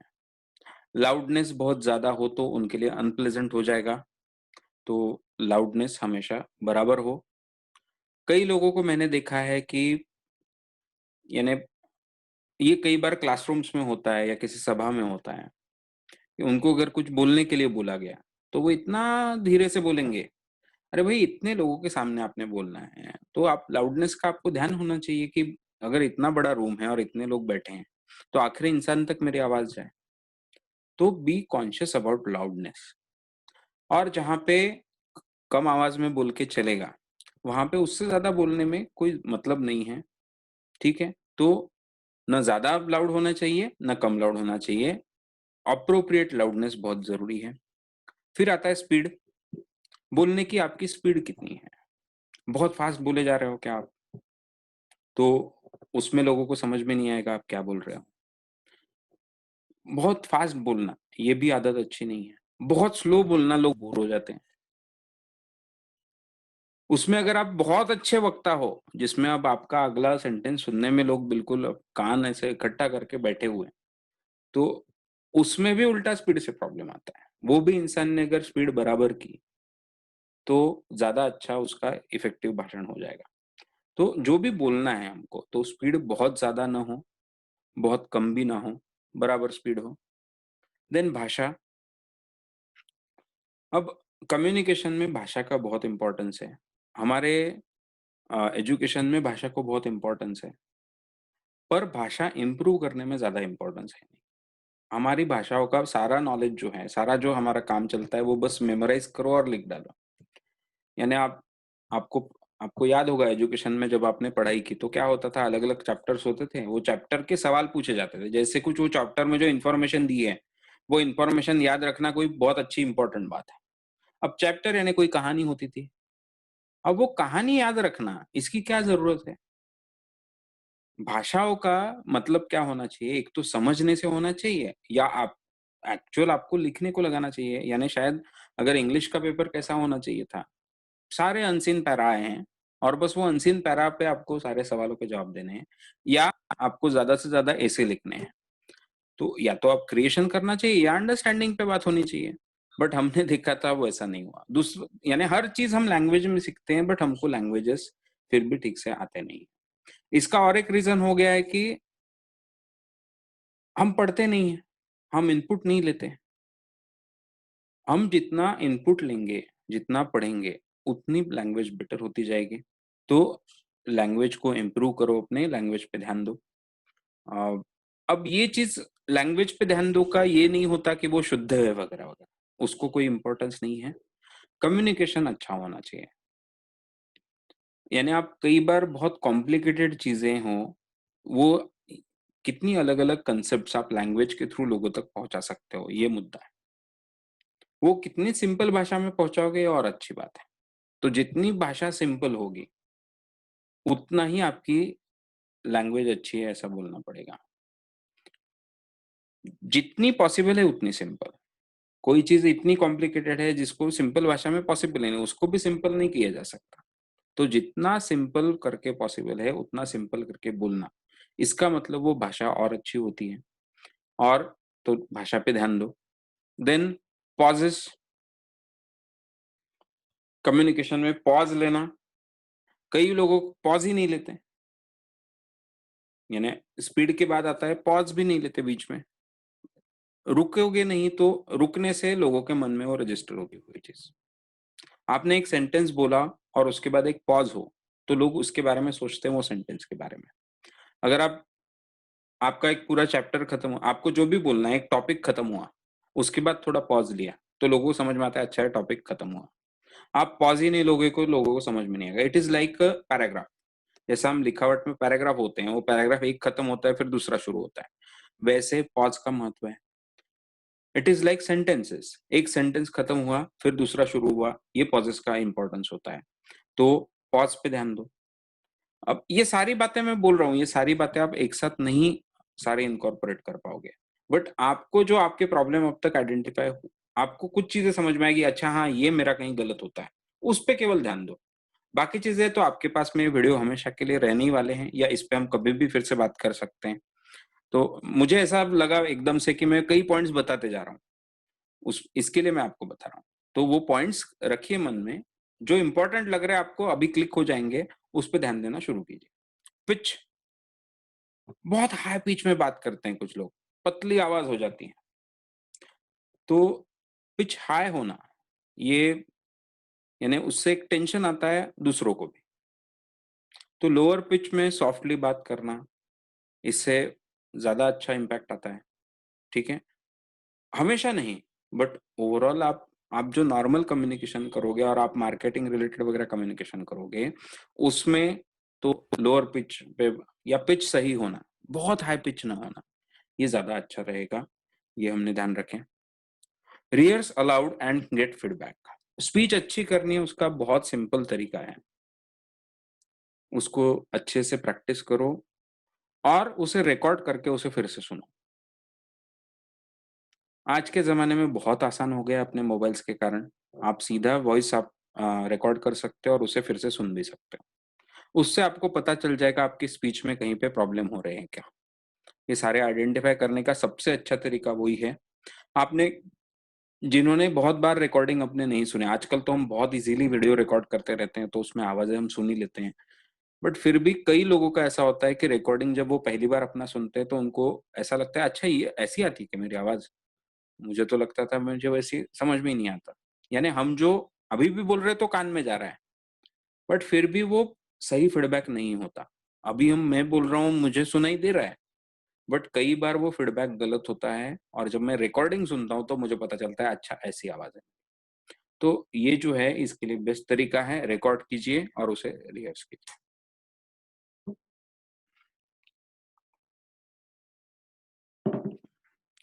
Repeat important information.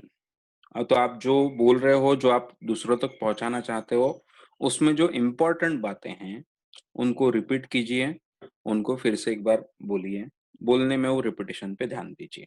Because simple सी बात है, repetition is the sure pathway to memory. जो चीज़ रिपीट करोगे, अब आप देखिए, हम हर दिन, हर वक़्त इनपुट्स आ रहे हैं हमारे ब्रेन को। आपके पाँचों सेंसेस जो हैं, आप देख रहे हो कुछ ना कुछ, विज़न, हियरिंग आप सुन रहे हो, स्मेल आ रहे हैं, टेस्ट ले रहे हो, टच कर रहे हो। पाँचों सेंसेस ये इनपुट है हमारे बॉडी के। पाँचों सेंसेस से इन्फॉर्मेशन जा रहा है ब्रेन पे कंटीन्यूअसली। इसमें से हर चीज़ हमेशा नहीं याद रहने वाली। नॉर्मल ब्रेन जो होता है, कुछ इंपॉर्टेंट चीज़ें याद रखता है और बाकी चीज़ें भुला देता है। ये ब्रेन का हेल्दी काम करने का तरीका है। कौन-सी चीज़ें इंपॉर्टेंट है, ये उसे कैसे पता चला? तो उसका एक एक जो उसका ये है पैरामीटर, वो ये है रिपिटिशन। तो आपको देखिए बचपन की कुछ बातें याद होंगी। वो क्यों याद होती है? क्योंकि वो बातें आपने कई बार बीच-बीच में याद की है, किसी कारण से। तो यही हम यहाँ पे बताना चाह रहे हैं। तो यानी मेमोरी में यहाँ पे हम बात कर रहे हैं लॉन्ग टर्म मेमोरी। तो लॉन्ग टर्म मेमोरी में अगर कोई चीज़ जानी चाहिए, तो उसका सिंपलेस्ट तरीका है, रिपीट करो उस बात को। तो जो बातें लोगों ने याद रखनी चाहिए ऐसा आपको लगता है, उन्हें आप थोड़ा रिपीट कीजिए।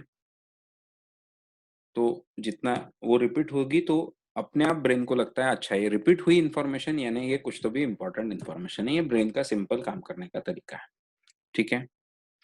अब इसमें जो ये बचपन में हमको बताते थे ना 10 बार लिखो, 10 बार लिखो, 10 बार लिखो, ये बहुत अच्छा तरीका नहीं था। बट वहाँ पे क्या था अब तक एजुकेशन के बारे में हमारी सोच ही ये रही कि बस याद रखना है नहीं एजुकेशन।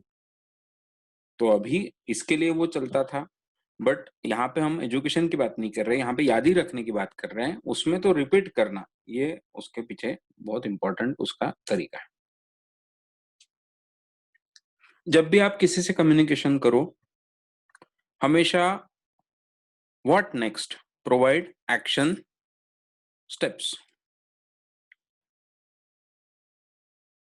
आपने किसी से कम्युनिकेशन किया, कोई मीटिंग हुई आपकी, उसके बाद इमीडिएटली उनको कोई तो भी एक मैसेज भेज दीजिए कि अब क्या करना है। जैसे अभी आपने कम्युनिकेशन किया किसी से, आपको रेफरेंसेस लेने हैं।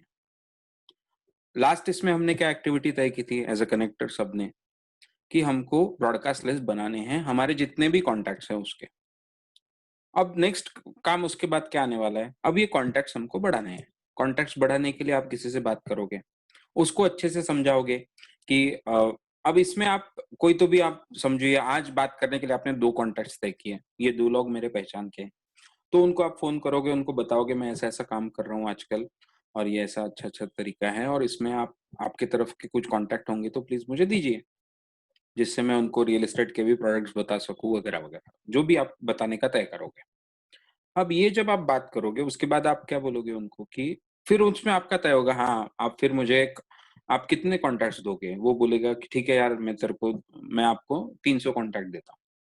ठीक है, चलिए तो फिर आप मुझे कल तक मुझे प्लीज़ आप अ, कल से आप मुझे 20-20 कॉन्टैक्ट तो भी देना शुरू कीजिए या एक साथ भेज दीजिए। तो एट लीस्ट कितना भेजेंगे कल आप? तो सब वो बोलेंगे चलो मैं 20 कॉन्टैक्ट कल भेजता हूँ। तो फिर ये जो भी हुआ, ये जो तय हुआ आपका, इसके अलावा वो बोलेगा कि यार मुझे भी वो जो वेबिनार है उसमें मुझे उसका भी लिंक मुझे भेजो। तो ऐसे ही करना है, आपका पूरा मीटिंग हो गया, आपकी पूरा कम्युनिकेशन हो गया, उसके बाद एक छोटा-सा एसएमएस लिख दो कि मीटिंग में हमारी बात हुई, तो एक रिमाइंडर, आप कल मुझे आप मुझे 300 कॉन्टैक्ट्स देने वाले हैं मिनिमम, बट उससे भी ज़्यादा दीजिए, बट और कल मुझे आप 20 कॉन्टैक्ट भेज दीजिए। तो ये एक पॉइंट हुआ। दूसरा पॉइंट, आपको नेक्स्ट वेबिनार जब होने वाला है उसकी लिंक मैं भेजने वाला हूँ। तो उसे आप रजिस्टर कर लीजिएगा और उसे अटेंड कीजिएगा, मुझे बताइएगा कैसा लगा आपको। ये जो मैसेजेस हैं, तो किसी भी मीटिंग के बाद, किसी भी कम्युनिकेशन के बाद, अगर ऐसा कुछ आप एक्शन स्टेप बता सकते हो उनको, अब आपको ये करना है। उसका एक रिमाइंडर उनको दे दीजिए, उसका एक एसएमएस, उसका एक व्हाट्सएप मैसेज, उसका एक ईमेल, जो भी वहाँ पे रिलेवेंट हो, वो जल्दी से भेज दीजिए।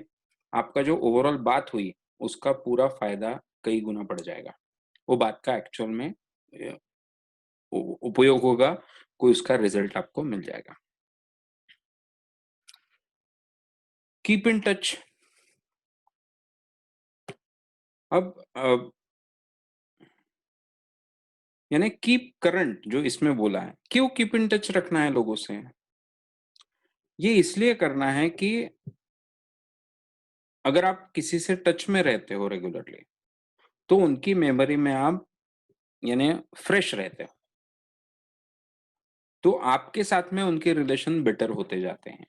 आप जैसे हमको पता है, हम कुछ लोगों से बहुत टच में रहते हैं, तो उनके हम मेमोरी में फ्रेश रहते हैं, उनके क्लोज़ लाइफ़ का एक हिस्सा रहते हैं या उनके लिए हम लाइफ़ में इम्पोर्टेंट रहते हैं।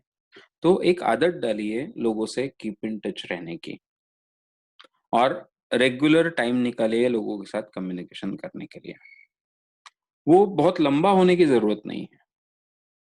अब तो और हर किसी से आप हमेशा कीप इन टच यानी रोज़ बात करोगे ऐसा भी पॉसिबल नहीं है। ऑब्वियसली उसमें आपके कुछ कोर ग्रुप होगा जैसे दोस्तों का या रिलेटिव्स का जो बहुत आपके दिल के करीब लोग हैं। अब कई बार तो हम उनके लिए भी वक़्त नहीं निकालते ठीक से। तो हम उनके यानी उनके विचारों में ही नहीं रहते हैं। यानी आप उनसे टच में नहीं हो तो उनके विचारों में भी आप नहीं हो। उनके मेमोरी में आप फ्रेश नहीं हो। इससे क्या होता है फिर वो रिलेशन उतने अच्छे धीरे-धीरे नहीं रहते।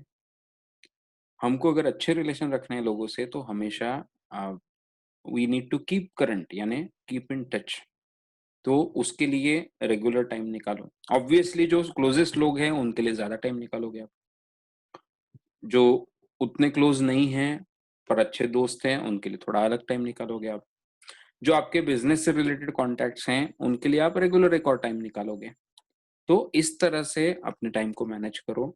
लोगों से टच में रहने के लिए एक अब इसमें और एक चीज़ हम करने वाले हैं, जो आपका ब्रॉडकास्ट लिस्ट बनेगा, उसमें उसमें एक प्रॉब्लम ये भी होने वाला है कि वो मैसेजेस जा रहे हैं और कुछ दिनों में ऐसा हो जाएगा कि अगर लोगों को लगा कि वो मैसेज बिल्कुल इर्रेलेवेंट है, तो ऐसा भी होगा कि वो मैसेजेस की तरफ ध्यान देना कम करेंगे। तो हमको उस पे भी उपाय ढूँढने पड़ने वाले हैं और वो उपाय करते रहते हैं हम लोग। तो इससे एक तो काम हो जाएगा कि we can be keep we can keep current because of that. हम आपको रेगुलरली कुछ ना कुछ मैसेज भेजेंगे जो आपको लोगों को ब्रॉडकास्ट करने हैं। तो उससे उनको पता चलेगा कि आप कुछ ना कुछ काम का मैसेज उनको भेजते रहते हो। इससे एक आप टच में भी रहोगे उनके। इसके अलावा अगर आप टेली कम्युनिकेशन वगैरह कर पाएँ तो उससे भी एक रिज़ल्ट आएगा। हुँ, डूज़ अब जेन्युइन एप्रिसिएशन जो मैं पहले भी बोला। अब ये हर जगह पे इम्पोर्टेंट है कि लोगों को आप एप्रिशिएट करें, लोगों की आप तारीफ़ करें। तारीफ़ करने में आप शर्माइए मत। कई लोगों को शर्म आती है लोगों को कॉम्प्लीमेंट देने में, लोगों को एप्रिशिएट करने में, तो ये सही नहीं है। तो लोगों को एप्रिशिएट करना एक बहुत अच्छी आदत है और वो डालनी चाहिए हमने। अ, इन्हें क्या होता है आप जब एप्रिशिएट करते हो लोगों को किसी को, तो आपके रिलेशन उनसे बेटर होते हैं एक। दूसरा वो उन्हें एक रिवार्ड की तरह काम करता है। अब ये साइकोलॉजी में का वर्ड है रिवार्ड। रिवार्ड यानी तो आपने एक रिवार्ड जिस चीज़ का मिलता है, वो चीज़ हम बार-बार करते हैं। तो आपको पता है कॉर्पोरेट में वगैरह कैसे किसी चीज़ के लिए रिवॉर्ड दिए जाते हैं, अवार्ड दिए जाते हैं। वो इसलिए वो एम्प्लॉइज़ को दिए जाते हैं ताकि वो एम्प्लॉयी फिर वैसा और बर्ताव करने की कोशिश करते हैं। ये सिंपल सी बात है। तो अगर आप किसी चीज़ के लिए लोगों को एप्रिशिएट करोगे, उनकी तारीफ़ करोगे, तो क्या होगा? वो उसी बात को और करने की कोशिश करेंगे। ये एकदम क्योंकि आपने तारीफ़ की उनको अच्छा लगेगा, सिंपल बात है। और जो चीज़ हमको अच्छी लगती है वो हम फिर से करने की yes rewards and recognition very correct. तो वो फिर से वो करने की कोशिश करेंगे। दूसरा आप एप्रिशिएट ही नहीं करोगे, तो उनको क्या लगेगा? एक तो हो गया एप्रिशिएट करने से वो ज़्यादा करेंगे और दूसरा एप्रिशिएट नहीं करोगे तो उनको क्या लगेगा? जैसे शैलेश जी ने बराबर वो उसे वर्ड्स में ढाला कि रिकॉग्निशन ही नहीं रहेगा उसका। रिवार्ड में एक ये भी होने वाला है आपके एप्रिसिएशन में कि आपने रिकॉग्नाइज़ किया उनके काम को, ये भी दिखेगा। यानी मैं जो भी काम करता हूँ, उसे देखा जा रहा है, उसका रिकॉग्निशन है। अगर रिकॉग्निशन ही नहीं है तो फिर मैं क्यों करूँ? ऐसा भी हो जाता है। तो एप्रिशिएट करने से वो काम करने के चांसेस बढ़ते हैं, उन्होंने ये तो एक मुद्दा हुआ। बट एप्रिशिएट न करने से वो काम आगे करने के चांसेस कम होंगे, ये भी ध्यान रखिए। अब जैसे अभी किसी ने कॉन्टैक्ट्स आपको सच में 20 भेज दिए, ऐसे तो भेजेंगे लोग, एक-दूसरे को सपोर्ट करते हैं लोग। बट उसपे आपने अगर उनको एप्रिशिएट नहीं किया, तो क्या होगा? वही अगर आपने अच्छे से एप्रिशिएट किया कि अरे थैंक यू, बहुत अच्छा हुआ, मैं अभी इनको ज़रा जोड़ लेता हूँ, मैं इनसे बात भी करता हूँ। फिर आप उस उनमें से किसी से बात की और 2-3 लोगों से बात की और आपको लगा कि नहीं इनका रिस्पॉन्स बहुत अच्छा है। फिर से इनको फ़ोन करके बताया, अरे आपने वो कॉन्टैक्ट्स दिए थे उसमें से 3 लोगों से मैंने बात की, वो बहुत ही खुश हैं और बहुत बढ़िया कॉन्टैक्ट दिया आपने। अब ये एप्रिशिएट किया आपने, तो क्या होगा? वो और आपको कॉन्टैक्ट्स भेजना शुरू करेंगे। अब ये कोई हम बदमाशी तो नहीं कर रहे हैं, हम पॉज़िटिव चीज़ें इस्तेमाल कर रहे हैं पॉज़िटिव आउटकम के लिए। जो आखिर में उनके तरफ से आए हुए कॉन्टैक्ट्स में से लोग रियल एस्टेट का कुछ खरीदेंगे या कोई प्रोडक्ट खरीदेंगे खुद के एम्पावरमेंट का, उससे ठीक है चलो हमको एक इनकम होगा, बट उनको भी बहुत अच्छा उसमें से फ़ायदा होने वाला है। रियल एस्टेट में कोई जब हम घर खरीदते हैं, तो उससे हमको कितना लाइफ़ में बदलाव होता है, हमको लाइफ़ में कितनी खुशी और उसका आउटपुट मिलता है, वो तो वो पैसे से कई गुना होता है। तो देखिए विन-विन सिचुएशन है, हम किसी का कोई नुकसान नहीं कर रहे हैं। तो एप्रिशिएट करो, उनका काम और बढ़ेगा वो। When in agreement with the other person, openly say so and say bye. कोई किसी बात में अगर आप किसी से एग्री कर रहे हो, तो ओपनली उसे बोलो, हाँ, yes, yes, I agree with that और ये भी बताओ कि क्यों एग्री कर रहे हो। इससे एक और अच्छा आपका कम्युनिकेशन होगा। डोंट डोंट्स में क्या बोलेंगे? Yes, true Vishnu ji.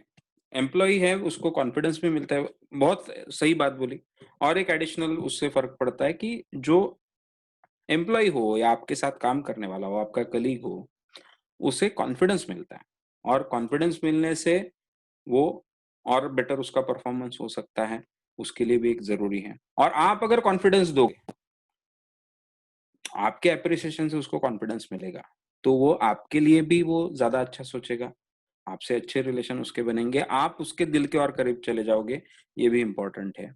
बस ये एप्रिसिएशन झूठ ना हो, हमने क्या बोला जेन्युइन एप्रिसिएशन। ये एप्रिसिएशन थोड़ा बढ़ा-चढ़ा के चल सकता है। यानी इसको बढ़ा के थोड़ा बोला आपने तो चल जाएगा, बट झूठ नहीं चल सकता। गलत गलत चीज़ की, अच्छी नहीं की और उसको अच्छा बोल रहे हो, ये नहीं चल सकता। ठीक है? इतना बस हमको याद रखना है। क्रिटिसाइज़ डोंट्स डोंट्स में एक बात हमको बोलनी पड़ेगी, नेवर क्रिटिसाइज़। एक याद रखिए कि क्रिटिसाइज़ द एक्शन।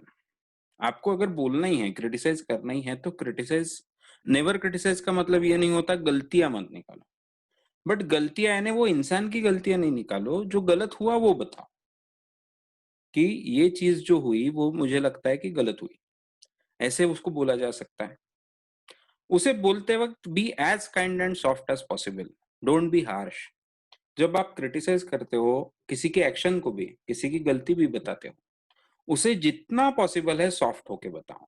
कि जितना पॉसिबल है का मतलब वो गलती गलती नहीं लग रही इतना सॉफ्ट नहीं होना है, ठीक है? बट जितना पॉसिबल है और जितना काइंड होके उनके बारे में हम बोल सकते हैं। यानी बिना वजह हार्श होके, बिना वजह खराब टोन में, बिना वजह खराब शब्दों में, ऐसा बोलने के बजाय पूरी दयालुता दिखाकर जितना सॉफ्टली पॉसिबल है, उतना गलतियाँ बताओ। इससे लोग हर्ट नहीं होते। हर्ट हो जाते हैं, वो डिफेंसिव हो जाते हैं फिर। फिर आप उन्होंने हर्ट कर दिया, आपने अगर इंसल्टिंग बात बोल दी, तो वो हर्ट हो जाएँगे, वो डिफेंस में चले जाएँगे और फिर वो मानेंगे नहीं उनकी गलती। गलती सुधारी जा सकती है, बट पहले दूसरे को भी लगना चाहिए उसकी गलती हुई है। ये होने का चांस बढ़ जाता है अगर आप दयालुता से और सॉफ्टली वो बातें बोलेंगे तो। और वो आदमी को क्रिटिसाइज़ नहीं करेंगे, उसकी कोई ये जो बात गलत हुई है, केवल उसके बारे में बोलेंगे। और इसमें बिल्कुल हार्श ना होते हुए हमको ये सब करने की कोशिश करनी है। यहाँ पे हमको ये तो पता है कि लोगों के सामने लोगों की गलतियाँ ना निकालें।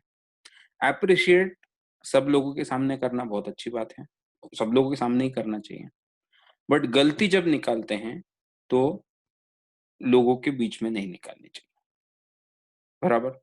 तो गलतियाँ जब बतानी है लोगों को तो उनको अकेले में बताओ। एप्रिशिएट सबके सामने करो, सिंपल सी बात है। बी कंस्ट्रक्टिव,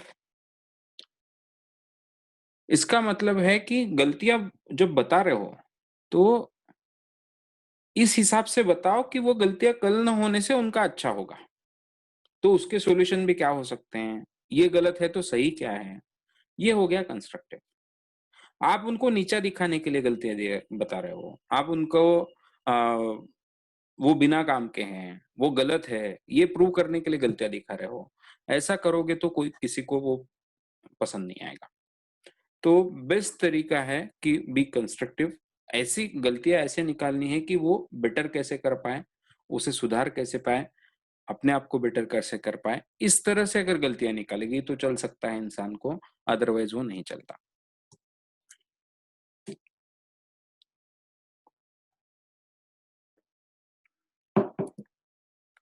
डूज़ में सॉरी बोल दो, accept the mistakes, don't behave with false ego, if you don't know anything admit it. तो गलती हो गई आपकी, अब ये आप वो साइड में आ गए अभी, यानी कोई आपको क्रिटिसाइज़ कर रहा है, आप क्रिटिसाइज़ मत करो वगैरह वो इश्यू हो गया। अभी बात हो रही है आपको कोई आपकी कोई गलती हुई है, तो गलती मान लो, हुई तो, सॉरी बोल दो, आपसे कोई गलती हुई है तो, उसमें कोई बड़ी बात नहीं है, उसमें कोई ईगो रखने वाली बात नहीं है, दुनिया में कोई परफेक्ट नहीं होता। दुनिया में अच्छा परफ़ॉर्म करने वाले लोग होते हैं, बुरा परफ़ॉर्म करने वाले लोग होते हैं, बहुत अच्छा परफ़ॉर्म करने वाले जीनियस लोग होते हैं और बहुत बुरा करना परफ़ॉर्म करने वाले एकदम ऑर्डिनरी लेवल पे काम करने वाले भी लोग होते हैं। बट कोई परफेक्ट नहीं होता। तो अगर और बेटर कौन हो सकता है? तरीका एक ही है, आज जो है हम उससे बेटर होते जाएँ और बेटर होने के लिए ज़रूरी है हमको गलतियाँ हमारी भी समझ में आएँ। तो गलतियाँ समझ में आना और गलती हो गई तो उसमें ईगो ना रखते हुए सॉरी बोल देना, उसमें कुछ फ़र्क नहीं पड़ता है। कई लोगों का रिलेशन इसलिए बिगड़ते हैं क्योंकि उनको ईगो रहता है, वो सॉरी बोलना नहीं चाहते हैं, वो गलतियाँ एक्सेप्ट नहीं करना चाहते। अब अगर आपने कोई गलती एक्सेप्ट नहीं की, तो कोई अलग से राष्ट्रपति पदक मिलता है क्या हमको? ये इंसान ने ज़िंदगी में एक भी गलती एक्सेप्ट नहीं की। ऐसा तो कुछ होता नहीं है। उल्टा जो गलती एक्सेप्ट करते हैं, वो उसे सुधार भी सकते हैं और आगे भी बढ़ जाते हैं। तो ईगो वगैरह मत रखिए, हर किसी की गलती होती है। इसका मतलब ये भी नहीं गलतियाँ करते रहो हमेशा। सॉरी बोल रहे हैं, बट सॉरी बोलना अच्छा नहीं लगता है हमको, किसी को भी। गलती एक्सेप्ट कर रहे हैं, बट गलती एक्सेप्ट करना ये अच्छा लगने जैसी बात नहीं है ना? गलती एक्सेप्ट करना अच्छा है, बट गलती होना गलत है। वो हमको ध्यान रखना है उसके बाद भी। और एक if you don't know anything admit it, अगर कोई चीज़ पता नहीं है तो उसे एडमिट कर लो कि हाँ भाई मुझे पता नहीं है, मैं मालूम करके आता हूँ। किसी को पास में सारा नॉलेज हो ऐसा पॉसिबल नहीं होता। Don't have false ego.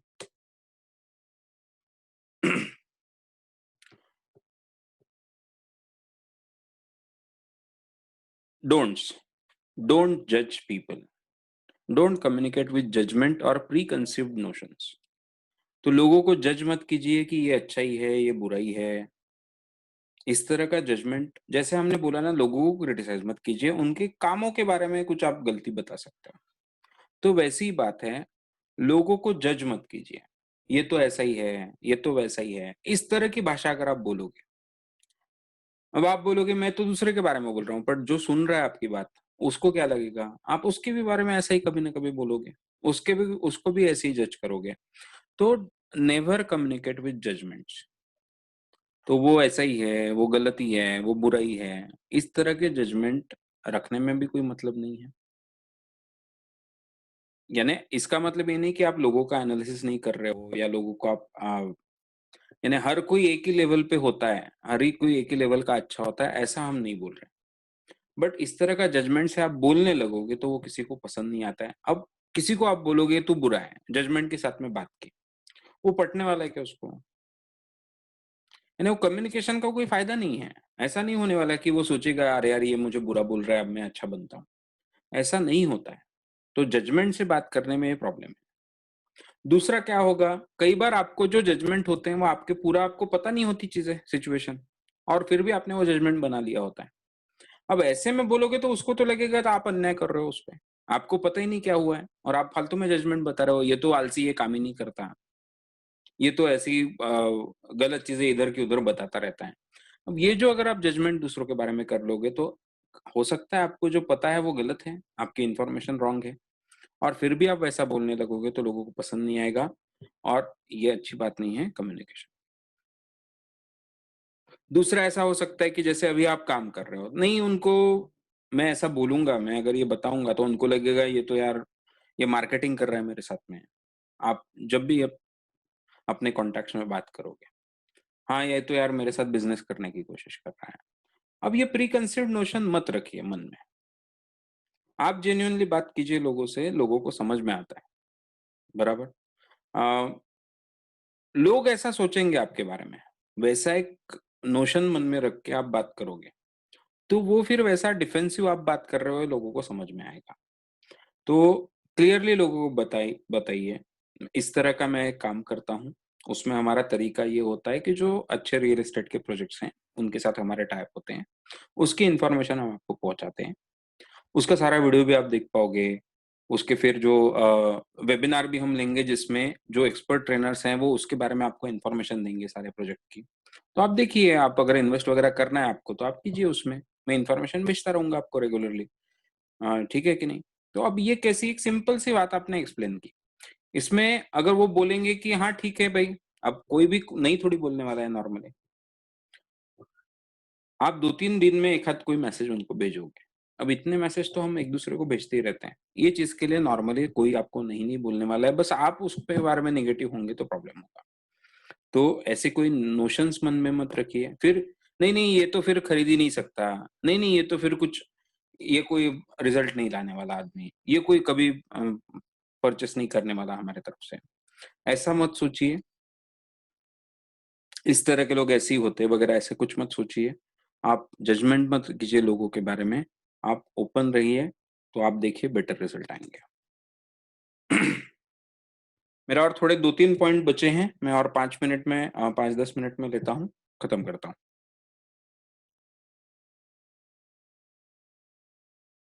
हाँ, सॉरी।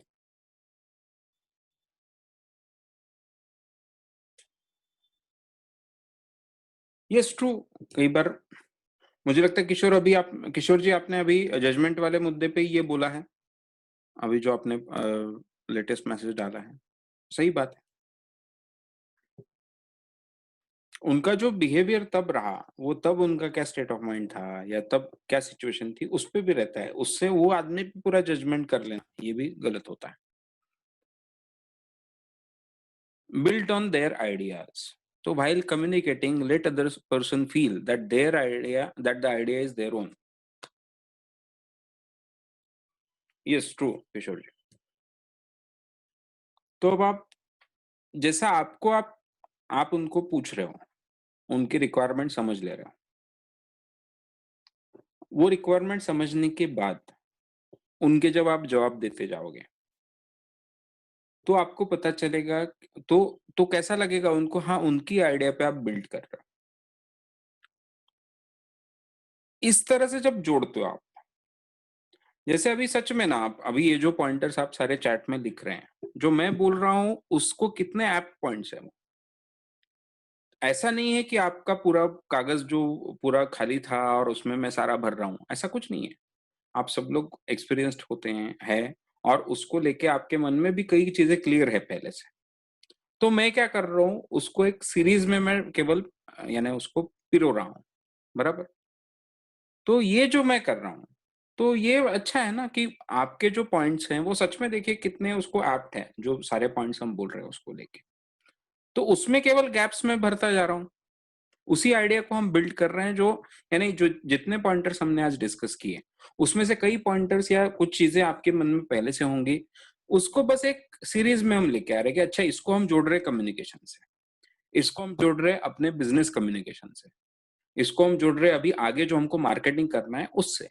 इतना ही हम ऐड कर रहे हैं उसमें, बराबर है? तो इस तरह से जब आप भी कम्युनिकेशन करोगे लोगों के साथ में, तो बेटर रिजल्ट्स आएँगे। देखिए हमेशा मेमोरी भी ऐसे ही काम करती है। ओवरऑल देखिए ब्रेन का एक इम्पोर्टेंट हिस्सा मेमोरी है और वो हमेशा करती क्या है कि जो नया इन्फॉर्मेशन आता है, उसको पुरानी इन्फॉर्मेशन से जोड़ते रहती है। कम्युनिक मेमोरी का काम ही वैसे चलता है, लिंक जोड़ना। हमारे ब्रेन सेल्स में कोई चीज़ याद रखने का मतलब होता है हमारे ब्रेन के जो अलग-अलग सेल होते हैं, उनमें एक कनेक्शन जुड़ता है नया और ये कनेक्शन यानी हमारी मेमोरी होती है। तो वैसा ही है, जब भी नई इन्फॉर्मेशन आप दोगे किसी को, वो पुरानी इन्फॉर्मेशन से जोड़ने वाला है। तो उसके पास की पुरानी इन्फॉर्मेशन अगर आपको पता चलती जा रही है, तो उस पे आप बिल्ड कीजिए, उनको बहुत अच्छे से वो समझ में आएगा।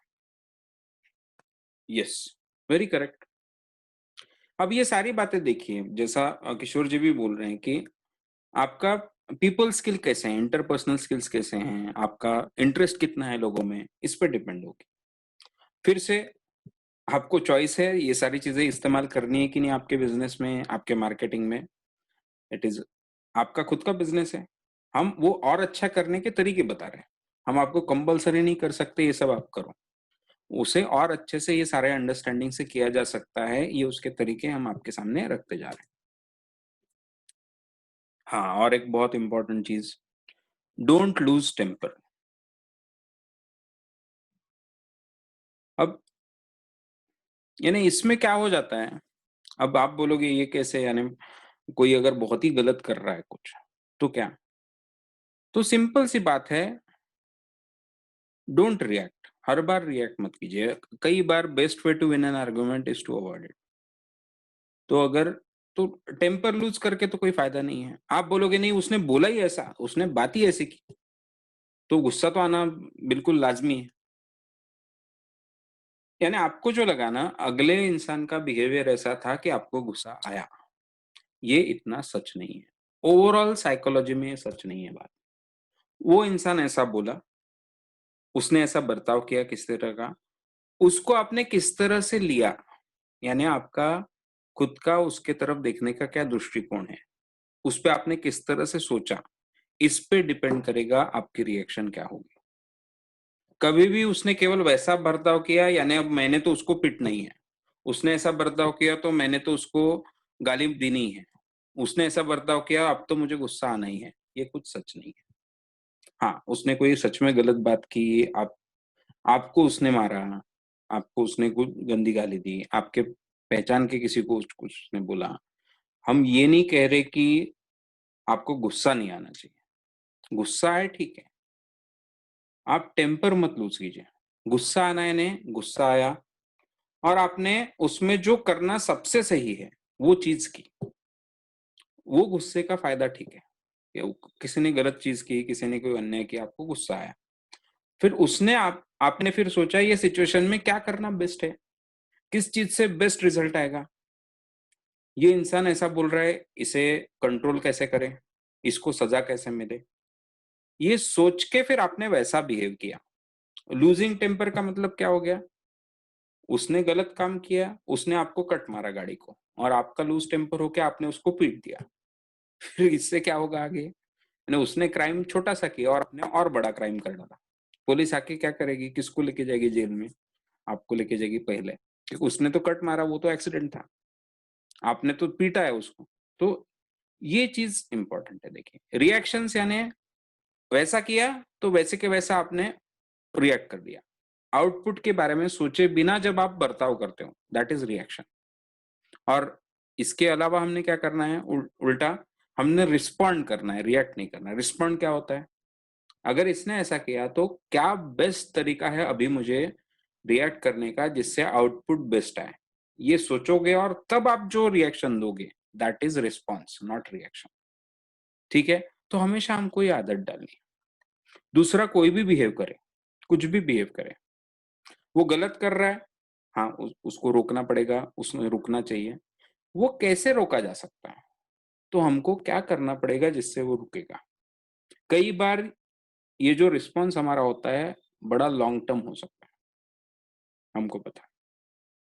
यानी इसको बहुत फेमस एग्जांपल हम सारे देते हैं, हमको पता होता है सबको, गांधी जी वाला, कि वो उनको ट्रेन से बाहर निकाल दिया था, तो तब के तब रिएक्ट करके उन्होंने वो टीसी को पीटा नहीं, बट एक जो मन में एक ठाना कि इस तरह से जो गुलामी होती है, एक जब देश दूसरे देश को ऐसे इस तरह से गुलाम बना देता है, तो लोगों की कीमत कैसे एक गुलाम की तरह हो जाती है, एक इंसान ही नहीं रहता वो। तो अब उसको उपाय क्या है, तो मुझे फ्रीडम लाना पड़ेगा मेरे देश में। उनके विचारों से साउथ अफ्रीका भी फ्री हुआ आगे जाकर, हमको पता है।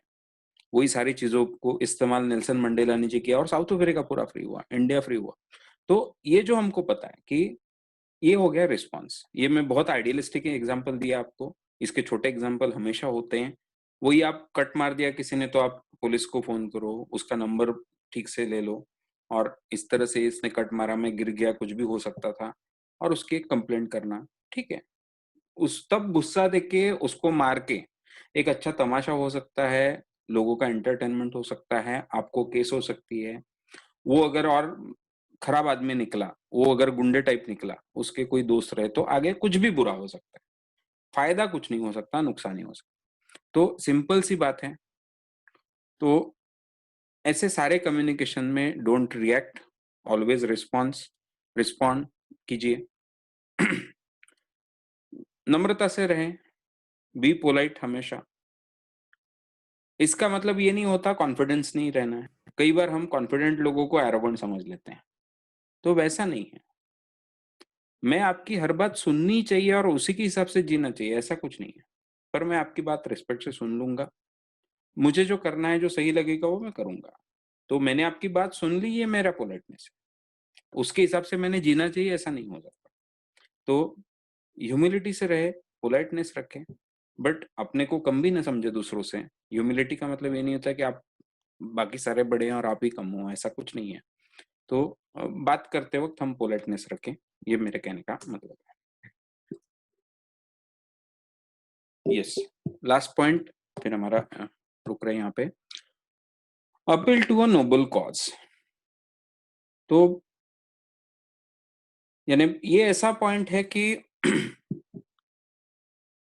अभी जैसे हम रियल एस्टेट का काम कर रहे हैं, अब सिंपल सी बात मैंने अभी थोड़ी देर पहले बोली थी आपको कि हम उनको रियल एस्टेट की प्रॉपर्टी दे रहे हैं। अगर हम देंगे, जब भी हम आगे जाकर देंगे, तब हमारा इनकम होगा, ठीक है, हमको कुछ पैसा मिलेगा उसमें से, हमारा एक उसमें से एक बिजनेस चलेगा, हमारा एक एम्प्लॉयमेंट जनरेट हो रहा है। उनको क्या मिल रहा है, उनको एक घर मिल रहा है रहने के लिए। Is it not an important thing? अब उनको जो घर मिल रहा है, ठीक है, आप बोलोगे आपने ही थोड़ी दिया, बट आपका उसमें कुछ तो रोल है। एक अच्छा घर आपने चूज करने में मदद की, ऐसा घर चूज करने में मदद की जिसका कल जाके ज्यादा रेट बढ़ने वाला है, या उनके जो भी रिक्वायरमेंट्स थे बराबर उसके हिसाब से आपने उनको घर दिला के दिया है। तो ये जो एक नोबल कॉज है, इस हिसाब से अगर उसे देखेंगे, तो क्या हमको ज्यादा मजा नहीं आएगा काम करने में? यानी तो आप देखिए, ऐसा करने से हमारा सेटिस्फेक्शन भी अच्छा होगा काम करने का। और हमेशा आप देखोगे, अगर यानी जब लोगों को नोबल कॉज सामने दिखते हैं, हम ये भी सुनते हैं कि लोग सारे सेल्फिश होते हैं, हम ये भी सुनते हैं कि लोग अपना ही देखते हैं, सेल्फ सेंटर्ड होते हैं, लोगों को दूसरों से कुछ ज्यादा लेना देना नहीं होता। बट अगर वैसा जब उनके सामने कोई ऑप्शन आता है, तो आप देखोगे कि लोग बहुत मदद भी करते हैं। अभी हमने देखा था लॉकडाउन हुए, उसमें जो मजदूर जा रहे थे, तो खाना नहीं था, सरकारें वो खाना पूरा पहुँचा नहीं पा रही थी। ऐसे में हमने देखा है जो पहले द 2-3 महीने में जब खाने के प्रॉब्लम हो गए थे मज़दूर जब तक ट्रेन अवेलेबल नहीं थी जाने को वापस, तो 90% जो खाना लोगों को गया मज़दूरों को, वो लोगों ने दिया। उसमें केवल एनजीओज़ नहीं, कॉमन लोग टाइम पे खड़े हुए, उन्होंने एक-दूसरे से पैसे इकट्ठा किए और वो सारा काम किया। तो ऐसा नोबल कॉज़ में काम करना लोगों को अच्छा लगता है। ऐसा जब भी लोगों के सामने आप ऑप्शन दे पाओ और लोगों को नोबल कॉज़ के लिए आप ये कर पाओ, अ, उनको बुलाओ, तो लोग अच्छा रिस्पॉन्ड करते हैं। कुछ लोग नहीं करेंगे, पर कुछ लोग बहुत अच्छा रिस्पॉन्ड करते हैं और अब जनरल हमारा तो अनुभव ऐसा ही रहा है कि ज़्यादा अच्छे से रिस्पॉन्ड करते हैं। तो किसी भी कम्युनिकेशन में अगर आप अपील करो उनको किसी नोबल कॉज़ के लिए, तो लोग ज़्यादा अच्छा बहुत अच्छा रिस्पॉन्ड करते हैं उस चीज़ को और अच्छा रिस्पॉन्स आपको भी मिलता है, अच्छा काम होता है। तो इसी काम को हम वही क्लाइंट को काटना है, बस हमको हमको सबसे आगे जाना है, इस तरह के नेगेटिव एटीट्यूड से भी हम कर सकते हैं और इसी काम को हम बहुत अच्छे एटीट्यूड से भी कर सकते हैं कि हमको एक रियल एस्टेट की जो बेसिक नीड है, उसे पूरा करना है। इस तरह का जब एक बहुत अच्छा हमारा मार्केटिंग नेटवर्क बनेगा ऑल ओवर इंडिया, तो उससे रियल एस्टेट ज़्यादा एक्सेसिबल होगा लोगों को। मार्केटिंग वगैरह इस तरह से जब हम और एफिशिएंटली कर पाएँगे, कॉस्ट एफिशिएंटली करेंगे, तो उससे रियल एस्टेट के रेट नीचे आएँगे, जिससे और ज़्यादा लोग अफ़ोर्ड कर पाएँगे घरों को। तो ये जो नोबल कॉज़ है, ये मन में रखें और दूसरों के मन में भी ये नोबल कॉज़ को अपील करें तो और अच्छे रिज़ल्ट आते हैं और ये हमारा एटीट्यूड का मुद्दा है। इस तरह से सोच के काम करने में कहीं से कुछ गलती नहीं है, उल्टा बेटर रिज़ल्ट्स आते हैं, ये हमको समझ में आता है। ठीक है? तो ये कुछ मुद्दे रहे जो कम्युनिकेशन पे हमने डिस्कस किए। अ, एक बहुत बड़ा टॉपिक है कम्युनिकेशन, उसको शॉर्ट में जानबूझ के हमने करने की कोशिश की। अ, इसके बेसिक्स आपके सामने रखे हैं, इसको आप फिर से सुन सकते हैं अगर आपको पसंद आया तो। और आगे जाके ऐसा होने वाला है कि जब हम आपसे बात करेंगे कि आपको इस तरह से बात करनी है, उस तरह से बात करनी है, आपका मैसेज ऐसे होना चाहिए। ये जब भी हम डिस्कस करेंगे, उसमें सारे जो रूल्स हैं हमारे आज के, वो काम में आने वाले हैं। आपके लाइफ में ओवरऑल भी काम में आएँगे और आपके किसी बिज़नेस में भी काम में आएँगे। बट हमारे इस बिज़नेस में तो बहुत काम में ही आने वाले हैं, इसी के लिए हमने नियम लिए। अब थोड़ा बहुत लेट हो गया है, तो आज क्वेश्चन आंसर नहीं लेते हैं। नेक्स्ट इसमें अगर आपको कुछ शॉर्ट में डिस्कस करना है तो करते हैं। यस, या थैंक यू किशोर जी। तो बिल्कुल yes, thank you Vishnu ji. एक और चीज़, एक केवल मैं याद हाँ, क्वेश्चन आंसर एक आया हुआ है, मैं वो लेता हूँ।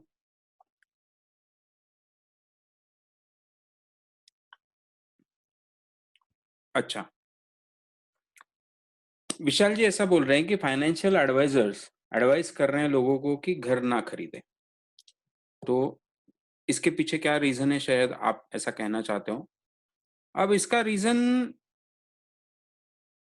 फाइनेंशियल एडवाइज़र जो होते हैं, जो हमने वेबिनार लिया था पहला, जो वेबिनार सुन के शायद आपने एडमिशन लिया ट्रेनिंग में और आगे आप जुड़े, वो वेबिनार कई बार उन्होंने सुना नहीं होता है और वो करंट जो सिचुएशन है उसको लेके वो वैसा एडवाइस देते हैं लोगों को कि आप अब उसमें उनका एडवाइस का ये मतलब होता है कि आपको अगर इन्वेस्टमेंट करने हैं तो रियल एस्टेट इतना अच्छा इन्वेस्टमेंट की चीज़ नहीं है। तो अगर ऐसा है, तो एक तो हम बोलेंगे कि वो गलत सोच रहे हैं। लॉन्ग टर्म में रियल एस्टेट में किस तरह से काम होने ही वाला है इंडिया में, ये हमने देखा हुआ है। उसका सबसे बड़ा रीज़न है कि कोई घर के बिना रह नहीं सकता। घर पॉपुलेशन के हिसाब से उतने लगने ही वाले हैं और ये सारे नए घर शहरों में लगने वाले हैं क्योंकि एम्प्लॉयमेंट लोगों को शहरों में अवेलेबल होने वाला है और उसमें भी मेट्रो सिटी में ज़्यादा अवेलेबल होने वाला है। तो वहाँ पे रेसिडेंशियल प्रॉपर्टीज़ तो लगने ही वाले हैं और उसमें बहुत बड़ा काम करने की ज़रूरत पड़ने वाली है। इसे रोका नहीं जा सकता। अब तो ये है। दूसरा एक रीज़न होता है कि जो रेंट पे कोई घर लेना, ये हमेशा रेंट पे जो घर लेते हैं, वो सस्ता पड़ता है खुद का घर खरीदने से। तो इसके कारण भी कुछ लोग ऐसा बोल सकते हैं कि फाइनेंशियल एडवाइज़र कि घर लोगे तो रेंट पे लेने से ज़्यादा सस्ता पड़ता है। तो ये एक बात हो गई, तो जिसके पास में पैसा ही नहीं है, कम है, वो अगर रेंट पे रहेगा तो उसको उसके पैसे बचते हैं, यहाँ ठीक है। बट जिसे अब रेंट पे लेने के लिए वो घर कोई तो खरीदता है, तो जो घर खरीदता है उसको पैसिव इनकम मिलता है उसमें से, बट उसको वो घर का जो रेट बढ़ता है, उससे भी अलग फायदा होता है। तो यानी ये इस पे डिपेंड है फिर, आपका कंडीशन कैसा है। तो आपको अगर केवल पैसे कितने हैं आपके पास, अगर आपके पास इन्वेस्टमेंट के लिए पैसा है अच्छा, तो रियल एस्टेट हमेशा बेटर रिजल्ट देगा। अगर आपके पास इन्वेस्टमेंट के लिए पैसा नहीं है, तो आप देखोगे तो फिर आप रेंट पे रहना बहुत अच्छी बात है। तो शायद इस हिसाब से कुछ तो भी होगा। तो आपके पास इतना इन्वेस्टमेंट नहीं है कि आप अभी रियल एस्टेट में डालो, उसके बजाय भाई यहीं पे डाल दो। तो ये रीज़न हो सकता है। या हाँ, ओके,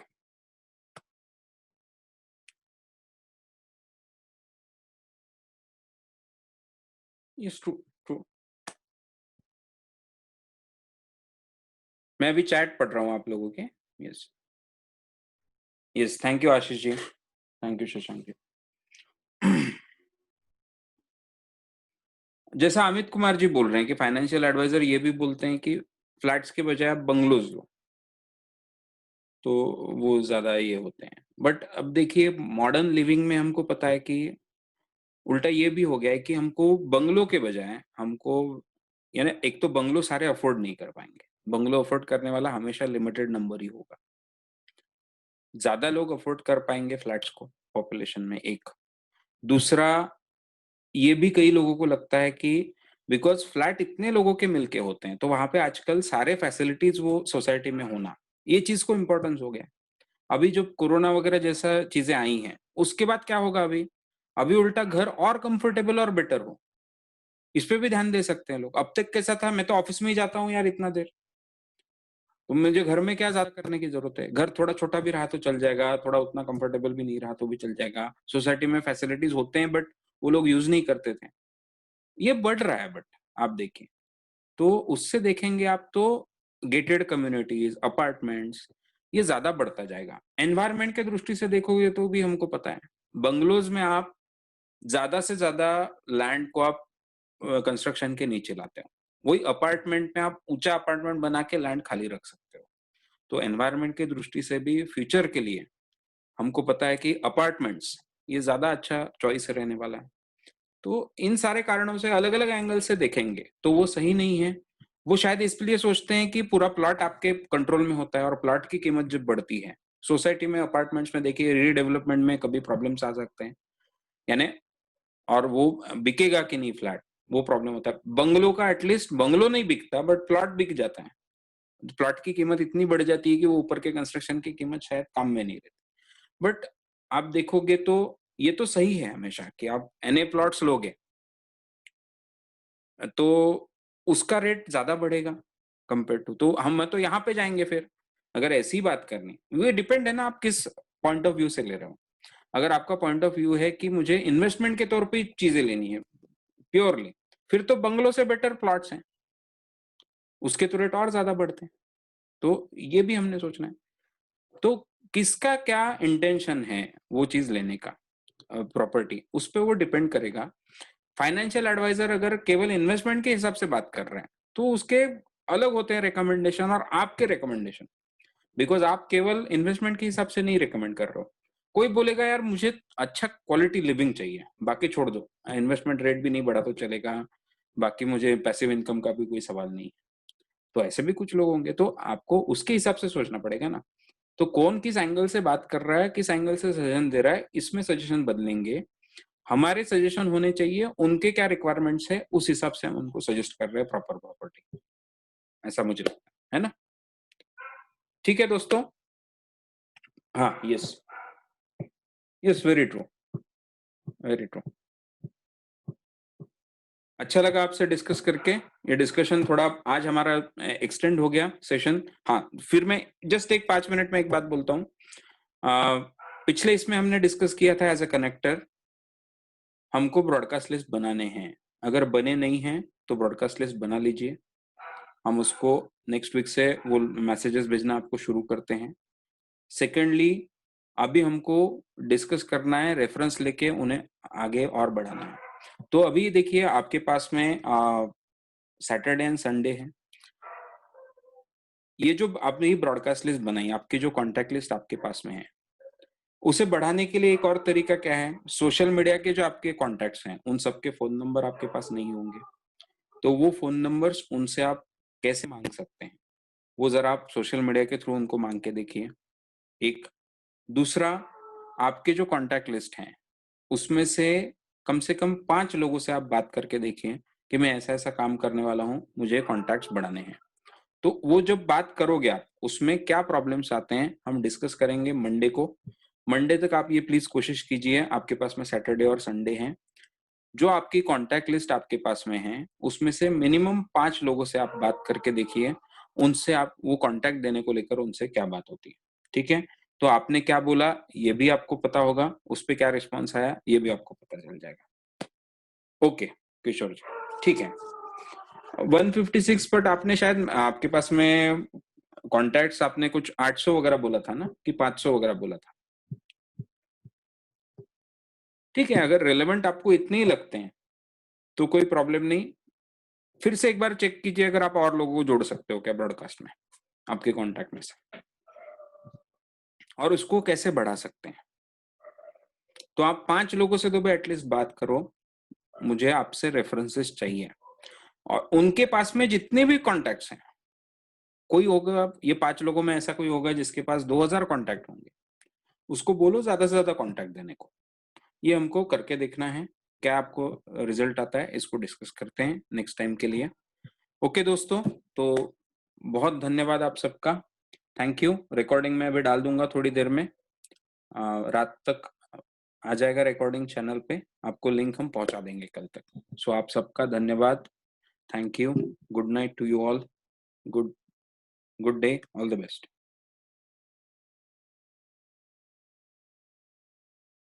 गुड डे, शैलेश जी।